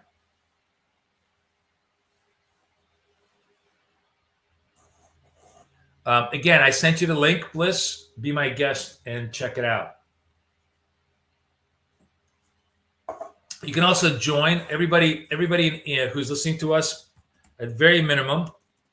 Join our community because there's a lot of free information there, including like a description of our strategies that you can watch on demand, right? So that would be very, very useful to a lot of people. Look at gold. Gold is, let's zoom in on gold. Actually, let's go to wealth charts because you can see it on wealth charts. So what's gold doing? Green slope, right? Green slope. First sign of budding, right? It's like the first sign of summer or spring. Buying momentum. Remember, I told you that 40, man. They held the 40, and now it gets really interesting because now it's going to be a question of do they want to run the 50s? So we got a white dot. Next candle, if they continue to keep pumping it, they're gonna put us into a setup territory, and that whole zone of 40 now becomes the real battleground. And have the bulls finally found enough power and are ready now to move prices. That's really where it gets interesting right now. So we can watch this. I mean, the cool thing about watching our indicators is like watching a battle map of the market. If you understand what it's doing, you can totally understand what everybody behind the scenes is trying to do in this particular structure.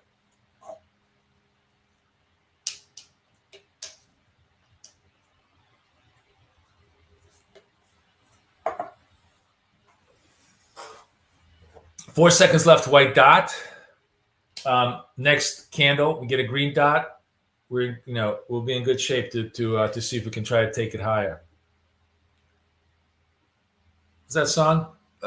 Take it higher. By the way, have you guys, all of you guys who are new, you probably haven't heard my new song. Let me play it for you guys while we're just chilling out. Listen to this. Let me see if I can play it for you. I love this. This one is really, really fun.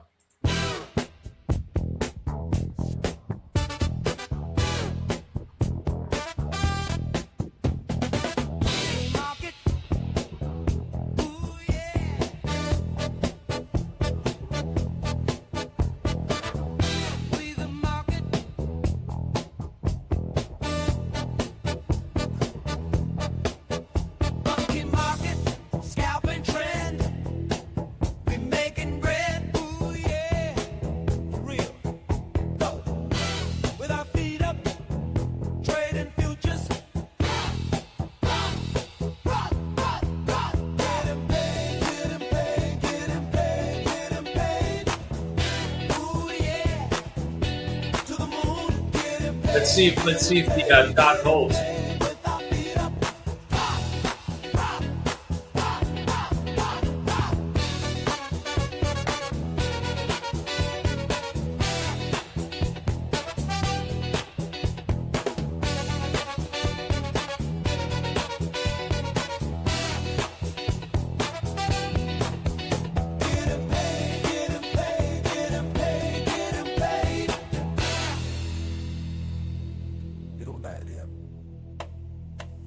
I love the drop line. All right, we're getting along. We're in the trade.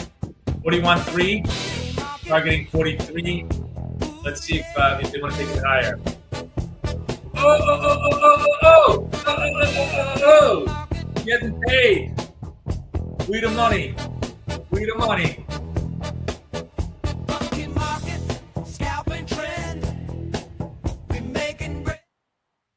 You guys digging it?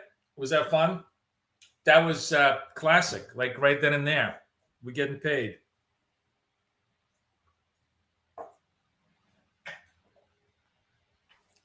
I know. It is pretty good. I'm a master of AI. It is Suno. I know it really, really slaps.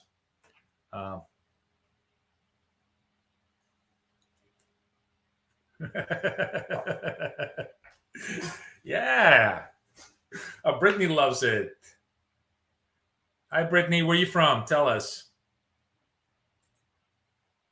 Gloria, you hit that gold? Did you hit that gold, Gloria?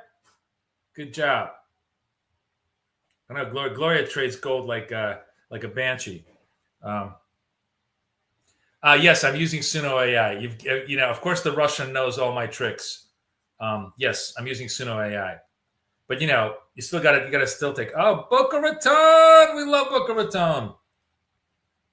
Boca Raton. My kids live there, so I am there all the time.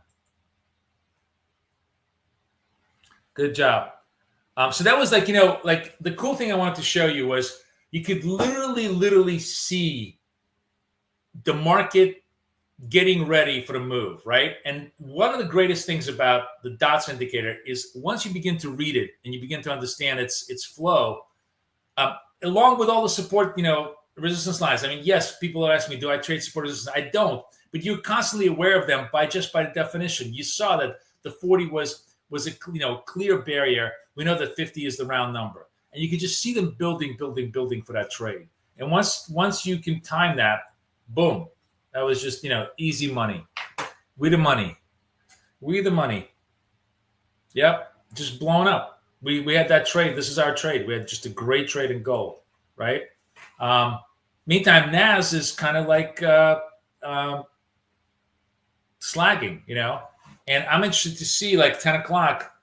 I want to see if they're going to start dripping NAS down or whether they're going to hold it around the 800 level and maybe make another run for the highs. I mean, NAS to 24,000 would just make every bear apoplectic. I can't tell you how people will lose their shit because everything is going their way except their trades, right?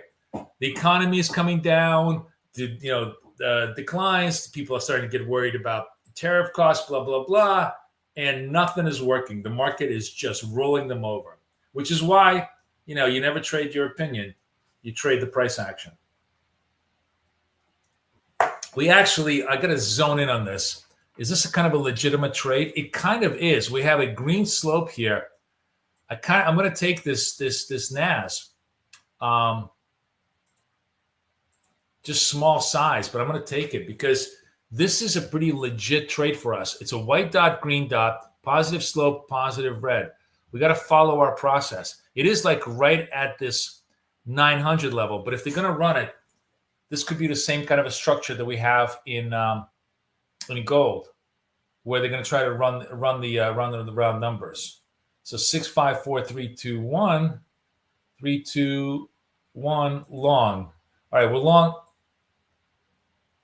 Oh shit! Did I take I took the big contract. I screwed up. I'm sorry, guys. I screwed up size, and I'm probably going to pay very dearly for this. I thought I was on the micros, and I screwed up size. My apologies.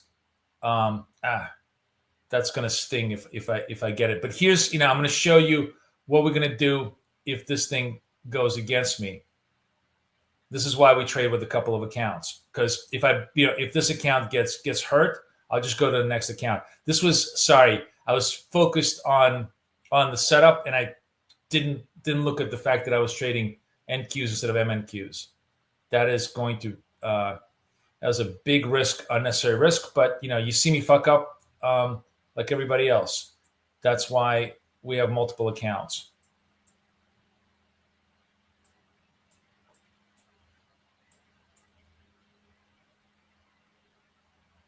All right, I'm going to take this profit. Look at this. I got very lucky. This could have turned into an $800 loss and turned into a $300 win. I got very lucky, but again, that was not the right trade. It was the lucky trade. It was a right trade in terms of size, in terms of direction. Directionally, I was absolutely right, but I fucked up the size. The size this should have been MNQs, not NQs. But I'm talking to you guys. You guys know when I'm trading with you guys, it's really for show. I'm showing you the techniques, which were not great today. The directionally techniques were perfect. Size-wise, stupid as fuck. But as Yogi Berra said, I'd rather be lucky than good. And today the trading god smiled on us. So we took $300 out of that, which could have been an $800 loss. So, thank you. Thank you, the trading gods. Now we're going to go back to actually fucking trading the right size and the right product. So we'll go to the MNQ. But had I been an MNQ, that would have been a perfectly clean trade, no stress, no that, and it all worked. Yeah, it definitely worked out. Yeah. Oh, Ben is doing good job here. He's up 2K on 250 on A setups today. Very nice. Yeah, if you're trading large size accounts, then you can absolutely do the MNQs. What's going on here? Oh, I thought we might have news. So here's interesting. This is a retrace setup, right? We have a retrace setup because the slope is green, and but I'm going to do smaller size on this because I'm not vibing the NAS at this point. So I'm on MNQ, much smaller size, right? But it is a retrace setup, and as long as the slope stays green, I'm going to try and buy this on the close because it may be a value buy. I may be able to get a value buy here. But if the slope turns red, which is kind of could, because it's really, really getting sold off hard, let's focus on this. I mean, it's really dumping. Holy shit. What are we coming in from? 93? Wow. That is a 70-point decline. Still waiting. Got 30, 40 seconds left. It's a big dump. I'm trying to see if there's any news.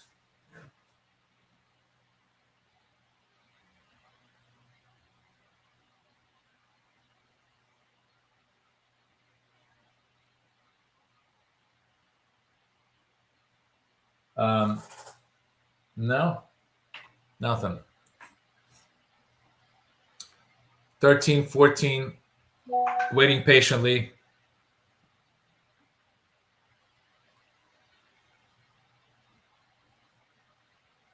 All right, long.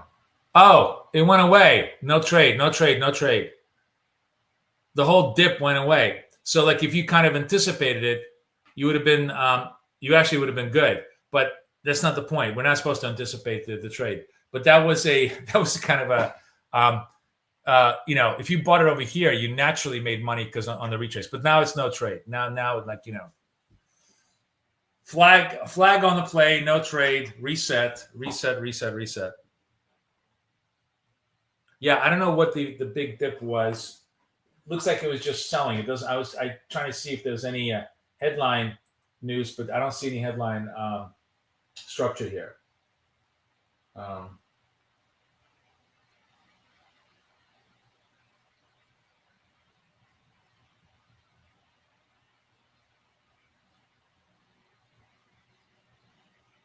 No, nothing going on.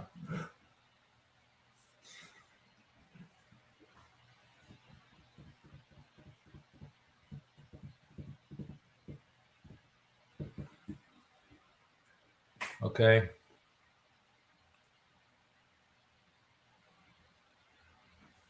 Yes, you should enjoy your coffee. How do you take your coffee? All right. It's clearly Friday because now we're gonna do a coffee poll because we got nothing else to do. We're bored out of our minds. So let's do a fun poll. All right. So good to know. I'm really glad to know that there's a lot of people trading futures. This is the place, guys. We are all futures all the time, except when it comes to Asia trade. And if you trade CFDs Tuesday, Wednesday, I always trade CFDs with you in this kind of a fashion, but we trade NASDAQ and gold in the CFD fashion with MT5 tools and everything else. That's really, really cool. So enjoy for that. Yeah, let's we got no. Oh no, hold up. We got a. I'm long gold here. I'm long gold actually on absolutely wrong structures. So I need to be. Shit, I'm in the wrong account, wrong gold because I'm not paying attention. But if I can get, yeah, it's good enough. I'm gonna take the gold. So why was I wrong gold? I was long gold because this was a classic retrace move, right? This was a retrace move against a very steep green move. This was money. This was totally money. But I should have been doing it in my wealth charts account. I've just simply, trying. My attention is distributed across a million different things people are telling me. But that was a clean fucking setup. 47 to 49 in 1 minute flat. If you took that, you did well. I just, you know me, I try to do the best to pick up the setups, but sometimes I'm going to miss them. But that was a good setup. Nice job, everybody. All right, let me end this poll. I'm glad everybody's trading futures. We are the futures place to be. And now let's do the true Friday poll. What matters best? We're going to do a what is best, and this you got to choose your choices. American coffee. Oh, I misspelled American. Okay, espresso.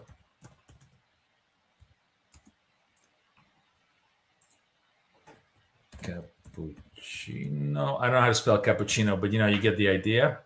And flat white. And then also one more. No, I guess that's it. I can only do 4 choices. Here's your choices for coffee.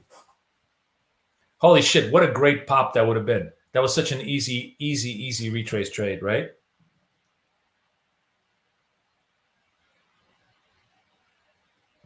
Anybody take the gold trade with me?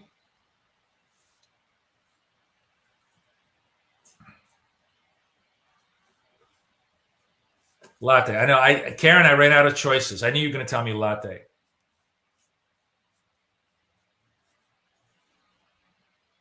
But I'm trying to be a coffee snob.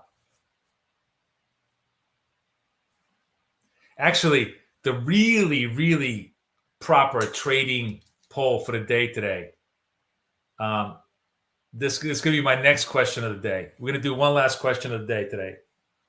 Astrologer, you took it, right? That was good. Josh, you took it. Did you have a good time? Did you bang it? Everybody banged the P&L. That was great. That's fine, Christina. Christina, come every day. Every day I trade. There's 1,000 trades. I want you to just come, watch, relax, and you will see that, once you kind of absorb the methodology, there's like a trade every 20 minutes. There's never a scarcity of good trades when we have the setups properly. And by the way, hey, look at this. Remember the range? It was like 17 and now it's at 22.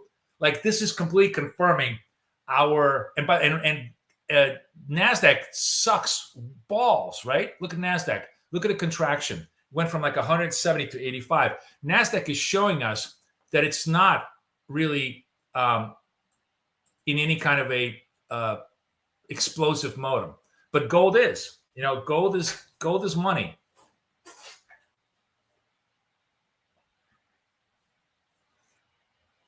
That's a great idea. So Evgeny, purple dot, right? Because it's probably going to be first purple dot, right? Or you're actually really going to hold it till red. That's actually a super, super great idea. And of course, the Russian came up with it. I've been trying to explain how to run a long trade structure within dots, and Evgeny kind of like just gave me the perfect methodology for how to do it within the dot structure. So let's take a look at the initial stop. 2 dots. So you're gonna look at purple, red. You get a combo purple, red. You're out, right? Right? Is that what you're thinking? So let's just look at this. I want to show you guys an example of how he's thinking, because I really like this thought pattern. So here's trend. Like just for shits and giggles, amuse me with this example. We're in on a white dot. So if Evgeny's taking the trade early, and he's making a bet. I'm just going back in time. He's making a bet that there could be a strong trend. He doesn't know, but it could be a strong trend. And how does he know when to get out of it? He's going to let the dots determine his exit. And what he's basically saying is, I'm going to wait until I get 2 red dots. Maybe not. It's up to you whether you do it in a row or just consecutively. So in this particular case, we have the purple dot, which is the higher low, followed by this one, and he would exit on the dot. The why this works so well, how the fuck do I get this way? He's coming out this way. Why this works so well generally is that he's able to hold it all the way through a very, very long uptrend, right? And then the moment the trend begins to weaken, the dots begin to appear. So it's just kind of a natural exit. You don't have to really do much to kind of get in. If you think about this, he's in at 820, he's out at 880. That's a 60-point run that he's able to capture. That's on one single contract, he's up. What is that? $1,200 on a minute. Just one contract, he's banked $1,200. It's really, really good move. And for those of you guys who are looking for just like one long continuous trend trade, that's a really good trade.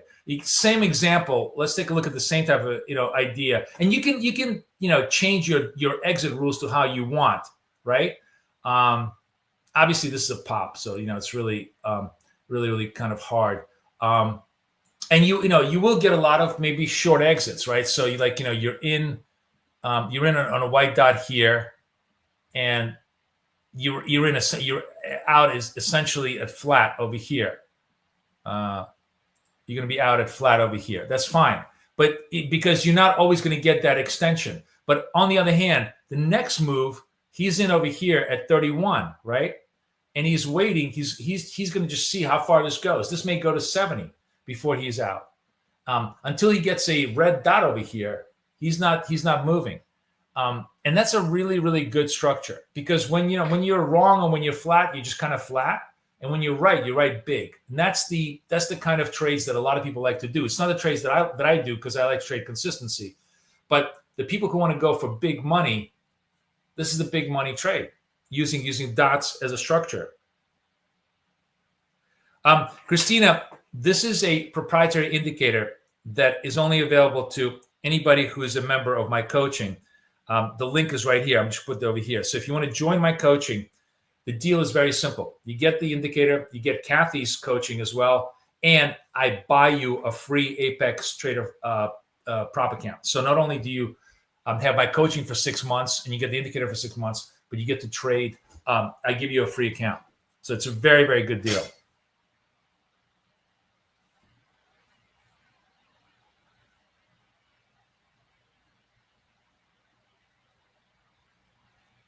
What? USA, what are you ranting about? Oh.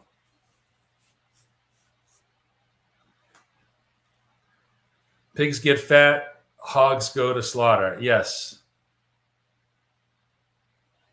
So, Christina, if you're interested, just hit that link. Come join us, and I'm going to set you up. I see there's a lot of people that just come in as new members, and I see all of you guys. I'm just live right now. I will set you up right after the show ends. And once I set you up, you guys will have everything laid down. Yeah, I mean, Claudio is talking about maybe a purple dot could be a really good exit as a half exit. I agree. There's just enormous amount of flexibility, but the dot entry exit structure, so smart. East Europeans, they're not stupid. Thank you, Evgeny. That was a really good tip. No, I don't have the Ninja Trader Bible. Where are you from? Because I want to drag you into the 21st century. Where are you from? Where are you coming to me from? It's not. Are you Polish? I see. I can't. Or German. I'm kidding you, but like Ninja Trader, you do know that TradeOvate is owned by Ninja Trader, right? It's the same company. No, you're from Montana, okay? I don't know why I thought your handle looked Polish. No. So I want you to stop trading Ninja Trader. I want you to come into the 21st century and trade wealth charts or a TradeOvate on a browser-based system where life is simple. It's just a click and a structure away, and you don't have to run a miserable Windows-based platform. Everything, you have 10 PAs through Apex. Okay, just get them on wealth charts, and you'll get the indicator on wealth charts. Okay. You can't trade your PAs in wealth charts. Is that because you have like ancient PAs? Get some new ones, man. Get some new ones, baby. If you got 10 PAs, you can fund more.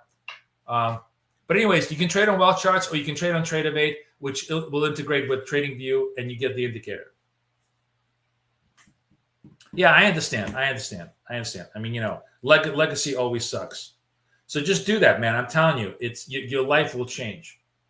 But no, I'm not going to make a fucking Ninja Trader indicator. I mean, I could, but I'm just not going to because I really want everybody to come into the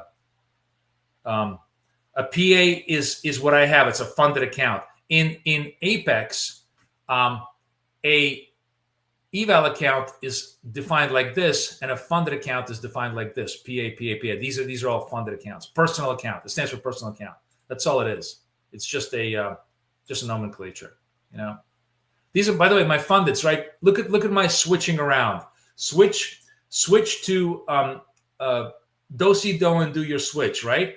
When I lose, I switch accounts. Yesterday, remember, I think I got myself clipped at 35. I went to 36. 36 went to 51,000. Now I'm back to 35. and I'm running that back up. That's the beauty of not beating your account to death, right? If you start losing, you go to the next account, you run the next trades. It's a really, really good, simple strategy for this. Hey, Evgeny, you might be out on gold here. If you get the green, if you get the red dot, you might be out. So if Evgeny is in at 40, maybe out at 50 using dots, beautiful trade. And maybe not. Look at them. He's just, maybe he runs it to 60. Who knows? But it's such a cool idea to be able to do that. Really well done. I love it. I love it. Look at NAS. Did I not tell you NAS is going to start dripping down? We're almost negative trend. This is where it gets interesting. We're almost negative trend. It's time for us to possibly look at, either. So here's where it gets interesting. So let's talk about, okay, what's the next plan of battle, right? How do we kind of, what's the word I'm looking for? Jesus. That was Friday, and I'm losing my English. I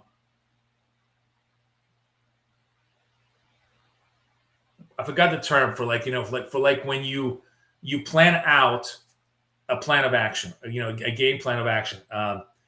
How do we sort of flow chart the possibilities here? So one idea is, it could go negative trend, in which case the moving averages are going to cross over and so on and so forth. The other idea, which is much more likely, is that we're testing support here, right? And if we are going to test support, we're going to get a buy structure in the dots, and we're going to take it. We're going to watch it very carefully.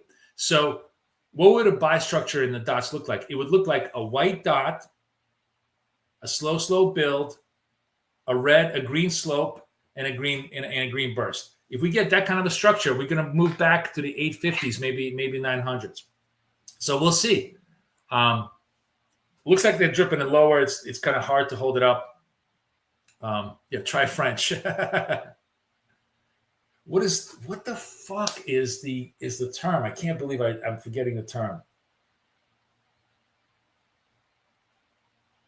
You guys know what I'm talking about? It's like when somebody says, let's blah, blah, blah, this idea, right? Man.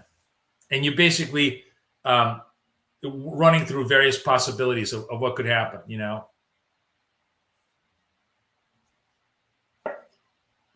Not strategize. There's like an actual term for it. It's like, man, I forget. Whatever. Brainstorm, strategize. None of those is what I mean. It's but all those are close. Yeah, scenario planning. But what's the term for scenario planning? There's like a colloquial term for scenario planning. War game. Yeah, Tony. Yeah. That's what I'm looking for, Tony. Thank you. Tony knows, because Tony is in the army. Right. Let's war game the idea. Right. War game the idea. And that's what we're doing. So we have like two possible scenarios here. Battle plans of action, right? All right, thank you guys. Tony wins the clap today. It's a military term, right? Exactly, because everything in the market is a battle, so we use military analogies. It makes it a lot easier.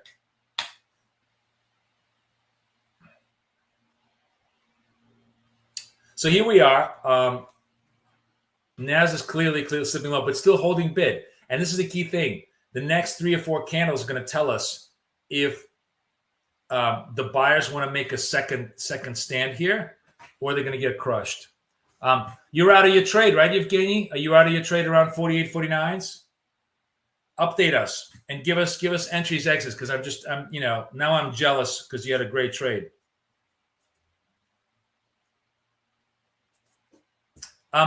So Stefan, tell us, Evgeny, tell us entry exit, because I'm just, what was your entry? Was it 40 entry, 48 exit? It's a really nice trade. We don't have like a conservative structure. We have a specific structure. So for NASDAQ, I trade with a 10 target, 30 stop, a 10 point target, 30 stop. For gold, we trade with like a 1.6 against a $6 stop, right? So it's a 1 to 3 risk reward ratio, which means that we got to be accurate quite often, and we obviously are. You can see every trade we did today has been a winner. We try to shoot for like an 8 out of 9 accuracy, 7 out of 8. If we have a bad day, we're going to be like 3 out of 10, like 3 losers, 7 winners out of 10. That puts us mildly negative. But we got to be really stupid. Well, we don't have to be really stupid. Markets have to be really hard, and we have to make a lot of dumbass trades to be that negatively skewed, right? But generally, in a perfect world, we want to be doing 6 out of 7 winners, 7 out of 8 winners on a daily basis. That's kind of what we do.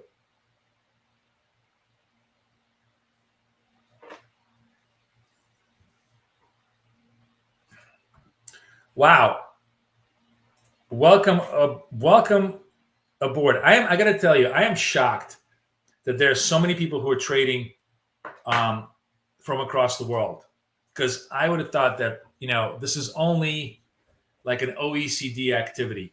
But I guess people love to trade everywhere, man. We have people from Senegal, people from what was the other African country that was really, really far away that people can trade. But welcome.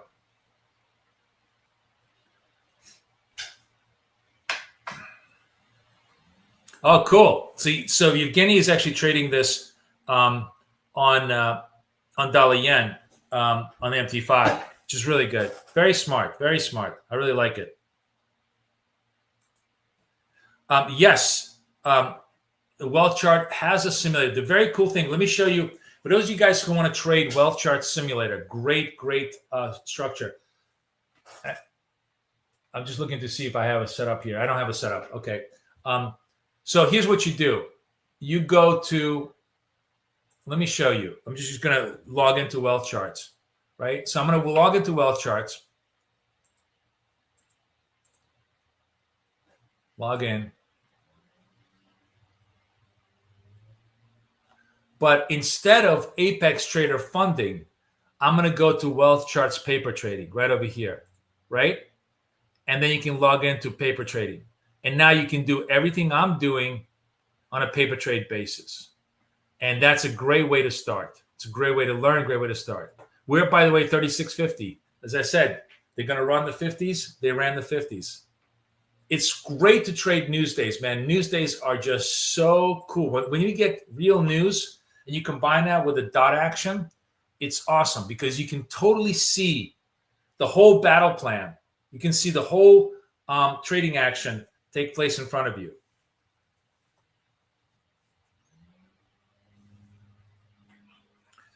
Hey, Christopher, how are you? Man, we're having a good session.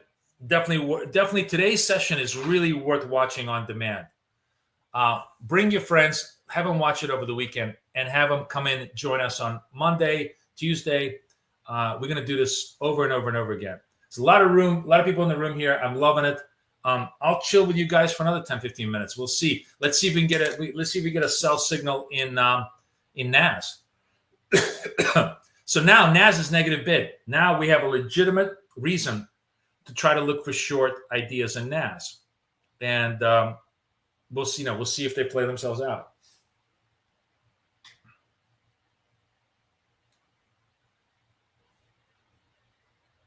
NAS just turned negative on the day, right?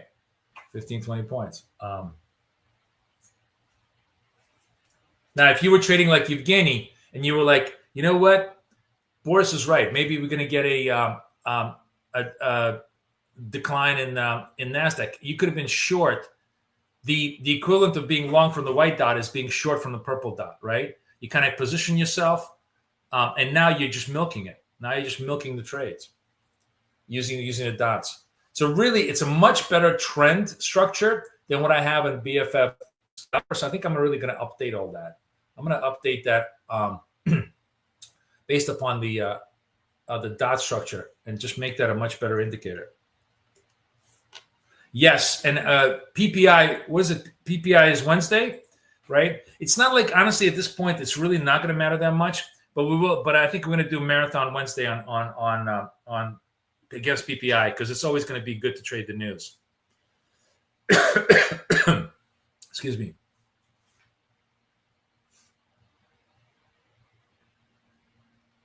So we're pushing the 700 level. Now, I have no idea what's going to happen, but one possibility is we run the 700s and we pop back up. Now, we're going to pop back up. If we're going to do that, it's going to give us a retrace signal. It's going to give us a white dot against a red slope.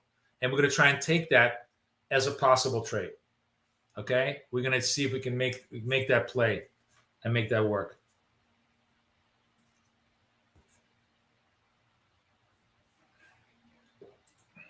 That's great. How do you measure the slope at 40%? Do you have like a proprietary structure?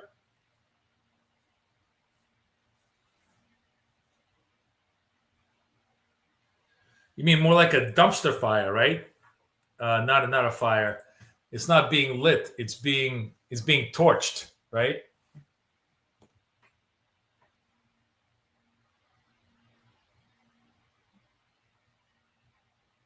Yeah, you should ignore the triangles.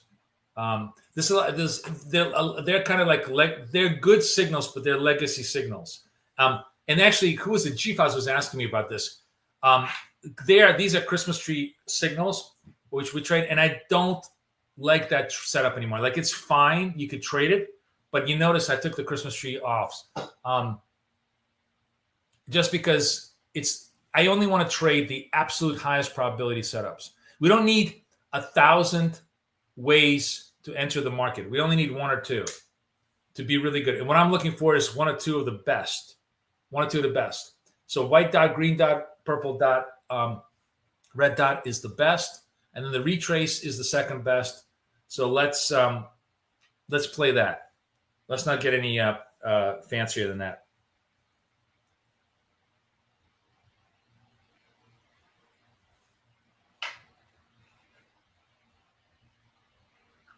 Well, so Claudia is asking a good question. Remember what's going on here. We're still positive trend. Like in other words, you had the reds. You could have gone it, absolutely. I'm just being uber cautious and saying, hey, don't short above the long-term trend because this could have turned against you. We could have stabilized and gone back up, which happens all the time on the reverse on the support of the SMA. Today, it just seems like there's a lot of negative momentum. But my point is, I don't need to really probe that, right? I can pass up this, which could work, could not work, and try to work a retrace trade, which now is clearly negative trend, and see if I could make that happen.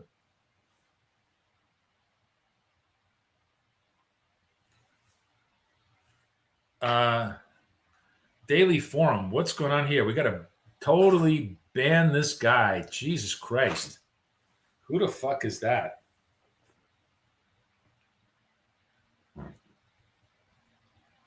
Yeah, it worked for you. And that's what I sort of want to, I'm trying to impart on you good habits. And you're welcome, you're welcome to try and do all this kind of stuff. My argument is it worked today, it will not work tomorrow, or it may not work tomorrow. And I'm trying to do something that's going to work today, it's going to work tomorrow. I don't have a monopoly on truth, but I just generally believe, having traded many of these setups the way that we have, that at least for now, but things could be changing. I mean, today could be the day. Today could be the day where the market topped, and now we're going to be a 10% decline. And then you really, being long biased is not going to be very productive. But until we see some evidence of that, being long biased is still very productive. It's still the right place.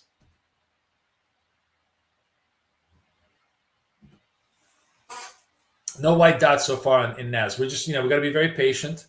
Sellers are still probing. Sellers are probing the 700. Looks like my vibe is they're gonna take the stops out from underneath here and then try to ramp it back up, and then give us a chance to come in and short the retrace.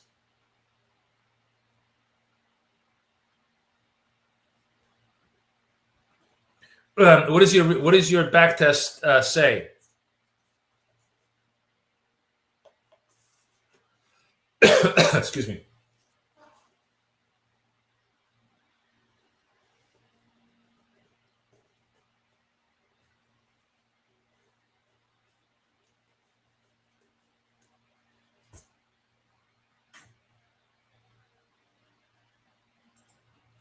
Oh, trend triangle. Gloria is sharing an indicator with us. It's very cool. Thank you. We'll take a look at it.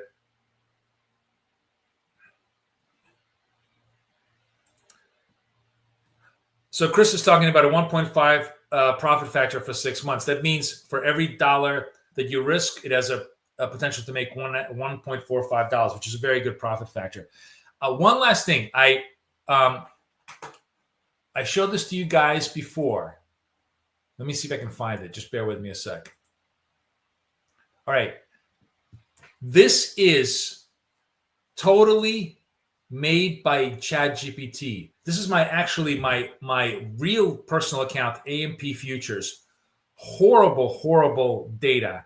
And I'm able to create this beautiful analytical report off of my trading. I'll update this because I did a little bit more trades this week. Maybe next week I'll start trading a little bit more of my my personal account. But that's not the point. The point is, how do you create such beautiful, really well-intelligent reports? I did a YouTube video on this. And if you guys are interested, it's just, I keep humping it because I always feel like it's, a lot of people have seen it, but I want a lot more people to see it. Let me find it for you. Let me find you this video. Oh my God. Oh no, I want to go to videos. Sorry. There, this is it. This is the video. I want you to watch this video because this is how I use ChatGPT to create these beautiful reports. It just reminded me that you know, Christopher was talking about the back tests. And create all these reports. Oh, there I am. There I am. Okay. All right. Enough of this shit, but you guys can watch it at your leisure. It's just an interesting idea. And you can have fun with it. I just wanted to kind of put that in front of you.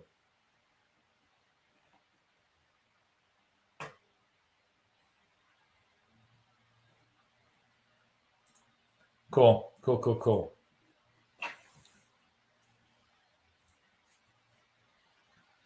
All right, we're dripping really hard. They took out the 700s. Now they're going to try to take out the 650s. There is going to be a bounce, and we're going to try and trade that bounce if we can get it. Wow, range has really expanded too, guys. Look at the range. Now it's 249, right? Range has expanded big time on. So that means this is what we live for. We like the big ranges because that means we have some setup possibilities. That means there should be some continuation and some movement.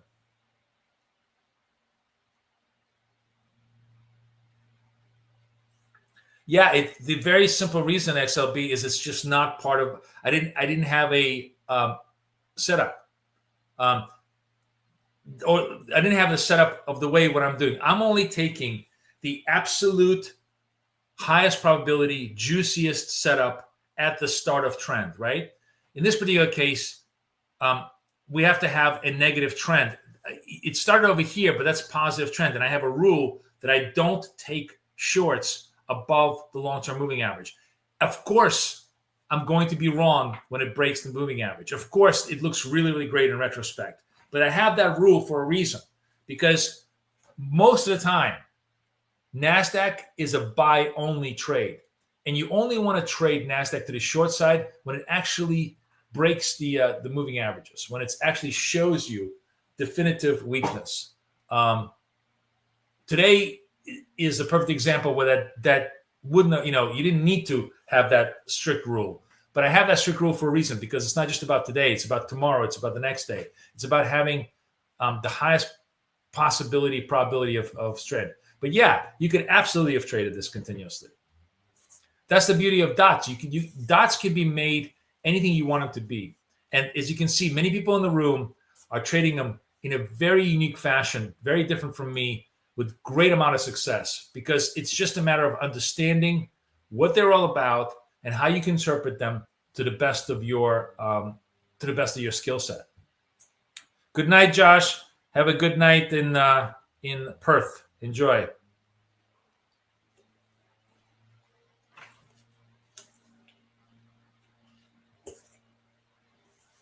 NAS is just like, I mean, I always say this. If you have confidence that the next half hour is going to be a selling hour, you can just bang it. Every single dot is going to work for you. It's just that, obviously ahead of time, you're never going to be able to have ability to forecast that wisely. But today, it was pretty easy to forecast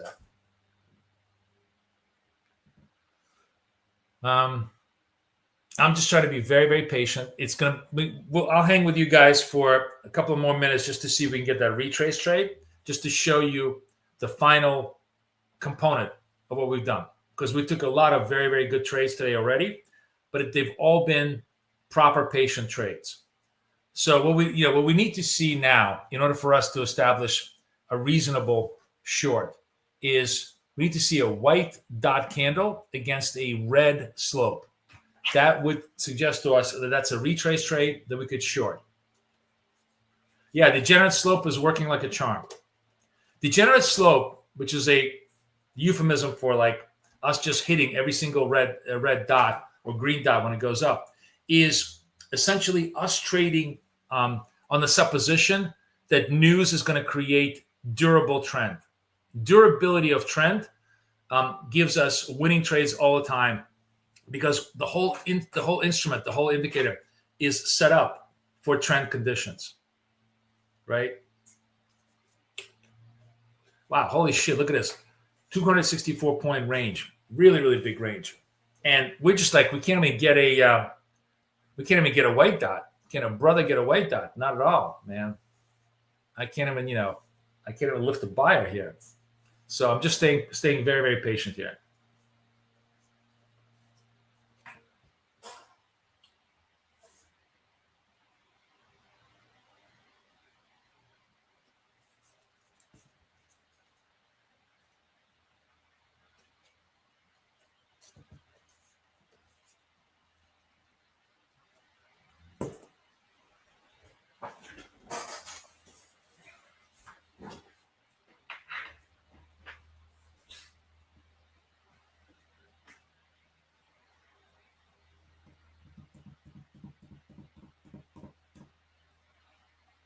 Yeah, that's really, really cool. What's the Gloria? Sorry, what's the indicator called?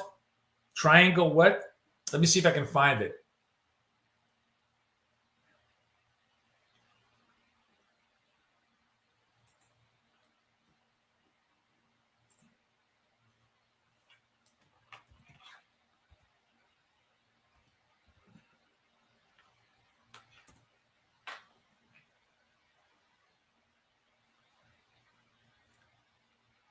No, community. In community. What is it called? Triangle?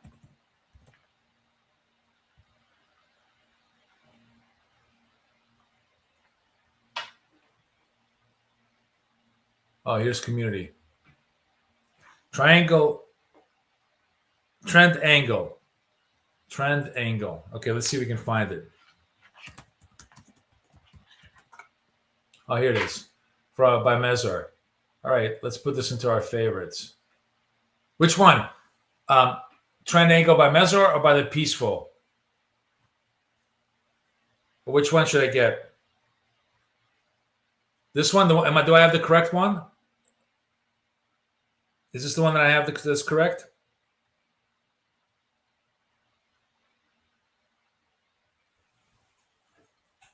Yes, Gloria?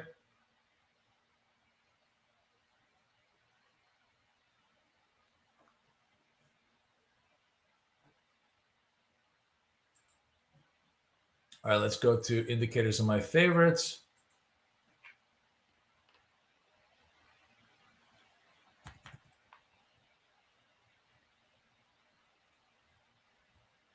Is it this one, Trend Angle by Mezor? Is that what this looks like?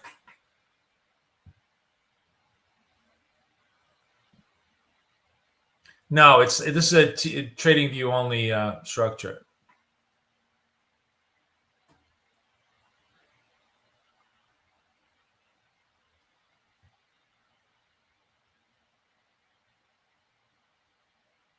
It's in the line section on left of Trading View. Oh, it's a Trading View thing. Where's the? Oh, it's not even. It's not like a. Okay, hold on. Let me get rid of this. Which one is the lines?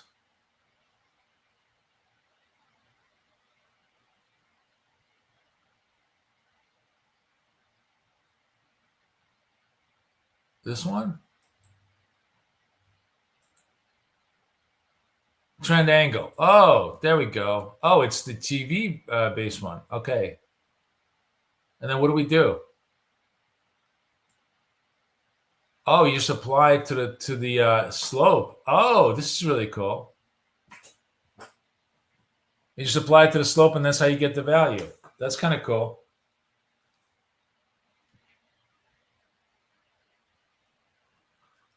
So basically, if it's minus 40, you short it. If it's less than minus 40, you don't.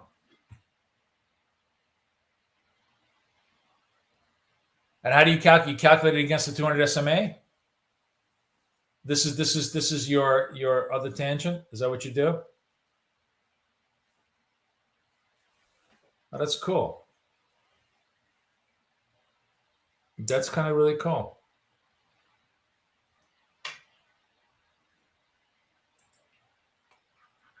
That's a good, interesting insight.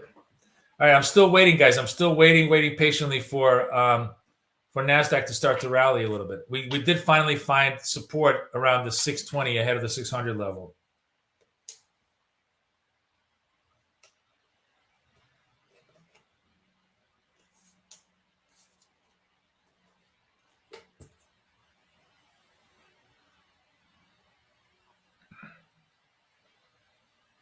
But that's good, Keith.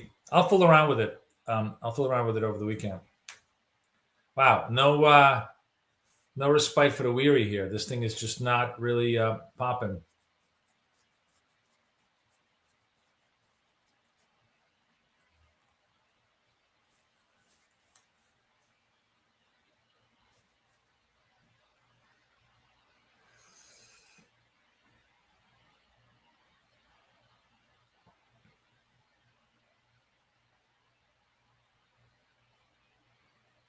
Why are all indexes dumping? Because because fear of recession. It's very simple, Don. We went from like, oh, we want low interest rates to like, oh shit, this could be a recession. That's the short term answer. Fuzzy Logic, we get together every Thursday for coaching, where we talk about a lot more detailed and other stuff. And then Kathy has her own coaching for an everyday for Forex trading. So in our private channel. So yeah, the answer is yes, but most of the time I'm on YouTube.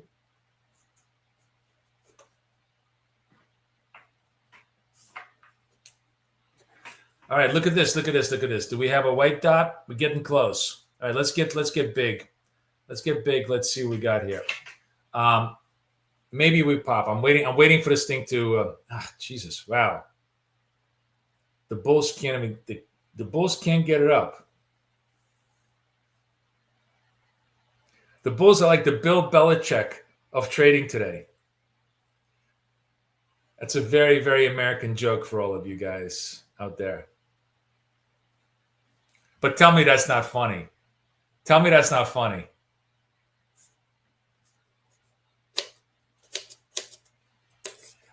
We trade. Coaching is always 7 p.m. New York on Thursdays. That's our coaching time. Come on, guys. That's a pretty funny joke. Bye, Karen. Have a great weekend. Enjoy. Bye-bye. I'm sure you banked hard.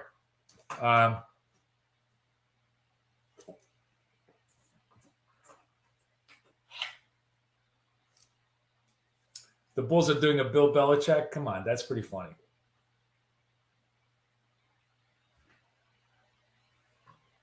You guys saw the girlfriend on the sidelines? Bye, Paulo.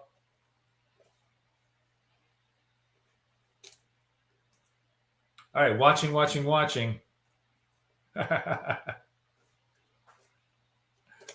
Yeah, Fuzzy gets what I'm saying.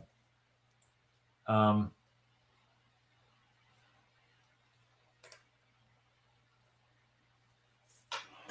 let's see our coffee poll. American comes in at 40%. Good job. Espresso only 17%. Oh, you guys are a bunch of pussies. Cappuccino at 40 and flat white at 6. Yes, I know. That's not surprising. All right, not bad. Come on, baby. Oh, my God.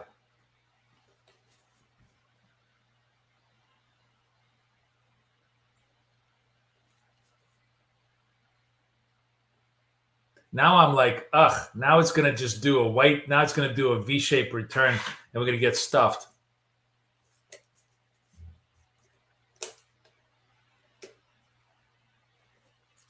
No, man. Wow. We're just not popping. Fresh red dot, fresh lows. Holy shit. Gotta love themselves.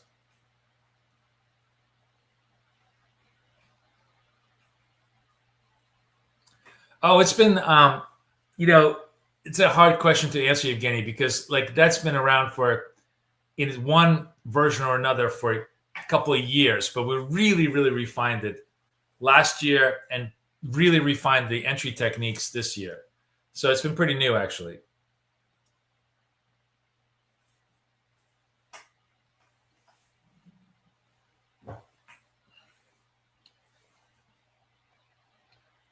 So I'm waiting for red. I know you guys are all getting red dots. And in a continuity trade, that's a perfect trade. You could easily take it. Look, I gave up all of this downward movement because it's not part of my setup. That's all it is.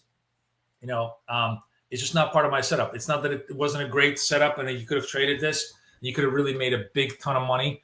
It's just not part of the current setup that we do. But you could easily, just like Evgeny showed us that you enter. If you look at Evgeny right now, you entered on purple. You're like $200 to the good, 200 points to the good, thousands of dollars to the good, and you still don't have a counter dot exit. But what I'm hoping for is I get a white dot here as just a short-term scalp.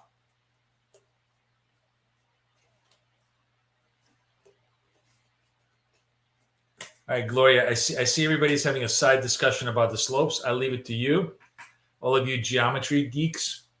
What is that thing? What is that thing called where you have the pencil and you make the radius?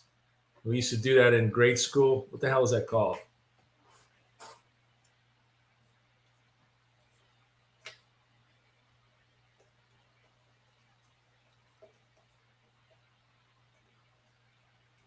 You can all have fun doing that. Protractor, thank you. You can all have fun with a protractor.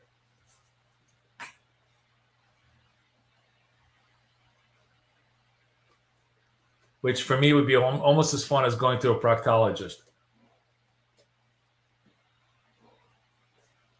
No, not compass. It's protracted. Chris was right. It's that little thing that we always do with the pencils in the middle and the pencils on the side and as a center, and we do like a little circle. I'm just kidding around.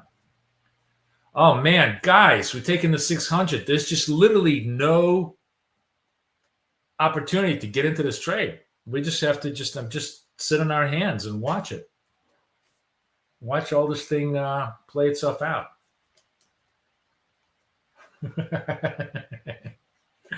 XLB is my best audience today.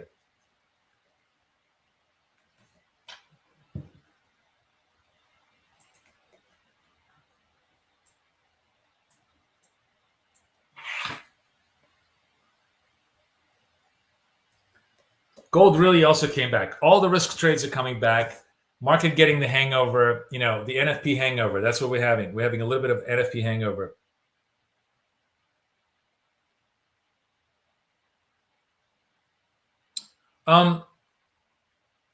Yeah, that's not, 8 figures. It's not a horrible idea. And I could probably play around over the weekend and see if we could make it. Right now it's basically in units of an hour. Probably could be good to do it in units of 15 minutes, right? Maybe we do like 15-minute units as a structure because it's really designed for scalping. So instead of doing 1, 2, 3, 4 hour units, maybe we just do 1 15 unit back, 2 15 unit back, 3 15 unit back, 4 15 unit back as a thing. And that might be a better drop-down menu structure. I kind of like that idea because, we definitely, the shorter we look, the fresher the intelligence, right? That does make a lot of sense.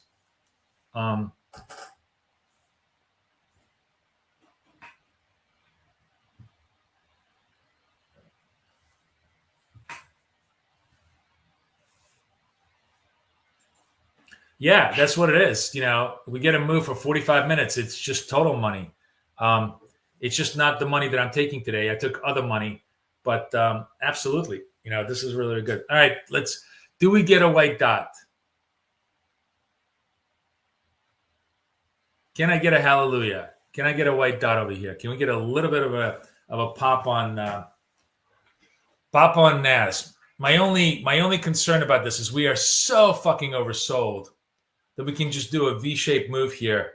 But I'm gonna stick to process because remember, there's 3 rules I always talk to you about at the beginning of the week, which is size trump strategy, process over product, and switch and retreat when things go wrong.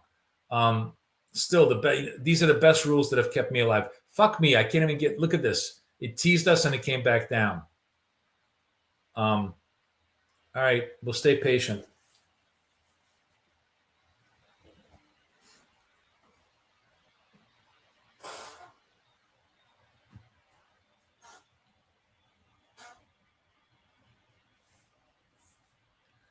We're staying patient.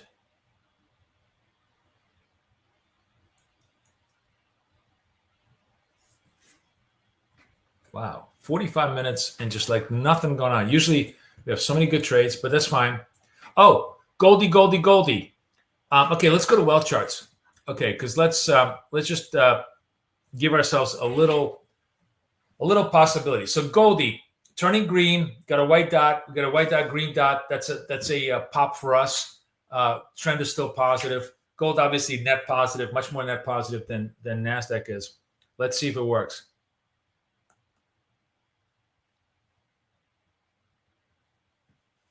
Let's see if the next candle takes us to the green breakout mode.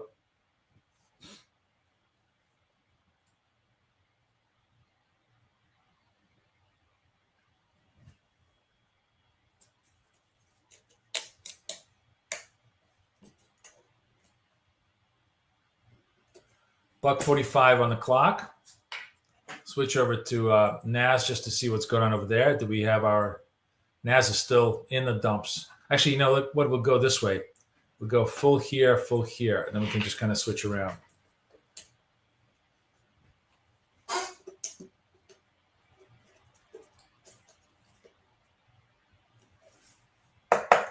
$1.20.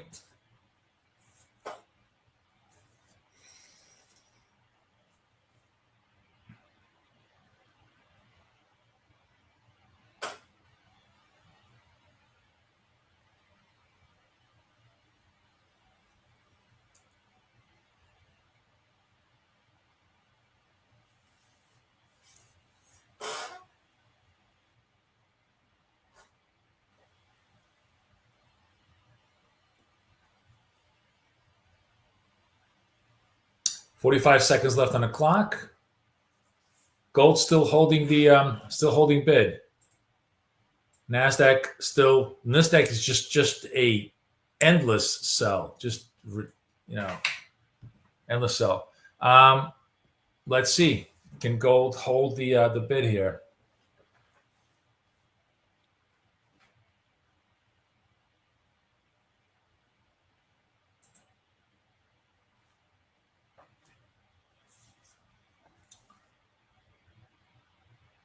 $11 seconds on the clock.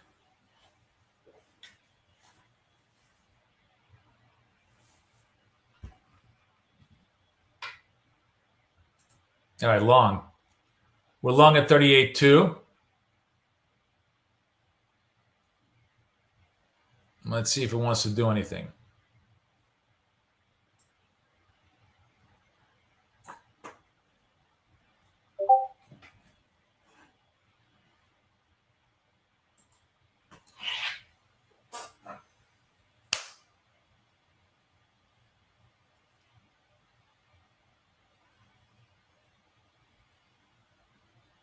Sorry, oops. Just 1 second.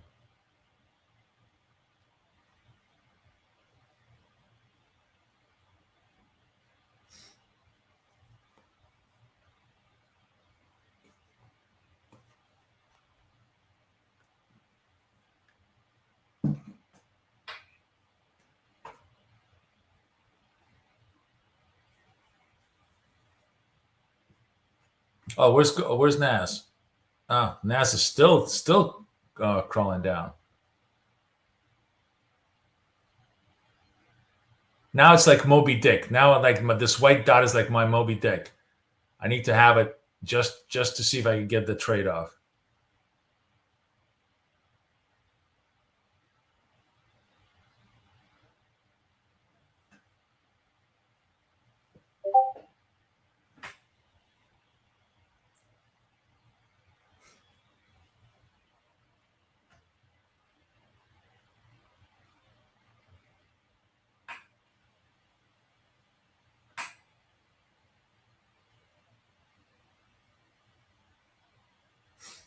All right, let's see if we can get a white dot here. Maybe on the next candle. This seems to be the stabilizing candle. Let's see what's going on. Gold is playing around. Can we get a pop on gold? Gold is just rocking. Come on. Through 392.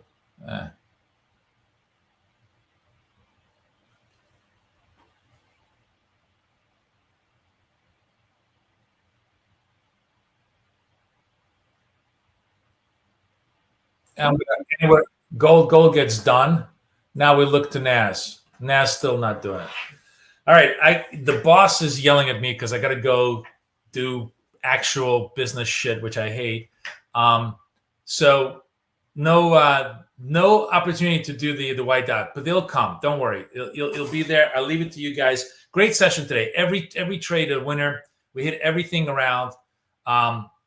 We got some really great insights from various members in the room, including Evgeny's brilliant. Let's take the dot and trade the dot for the big money.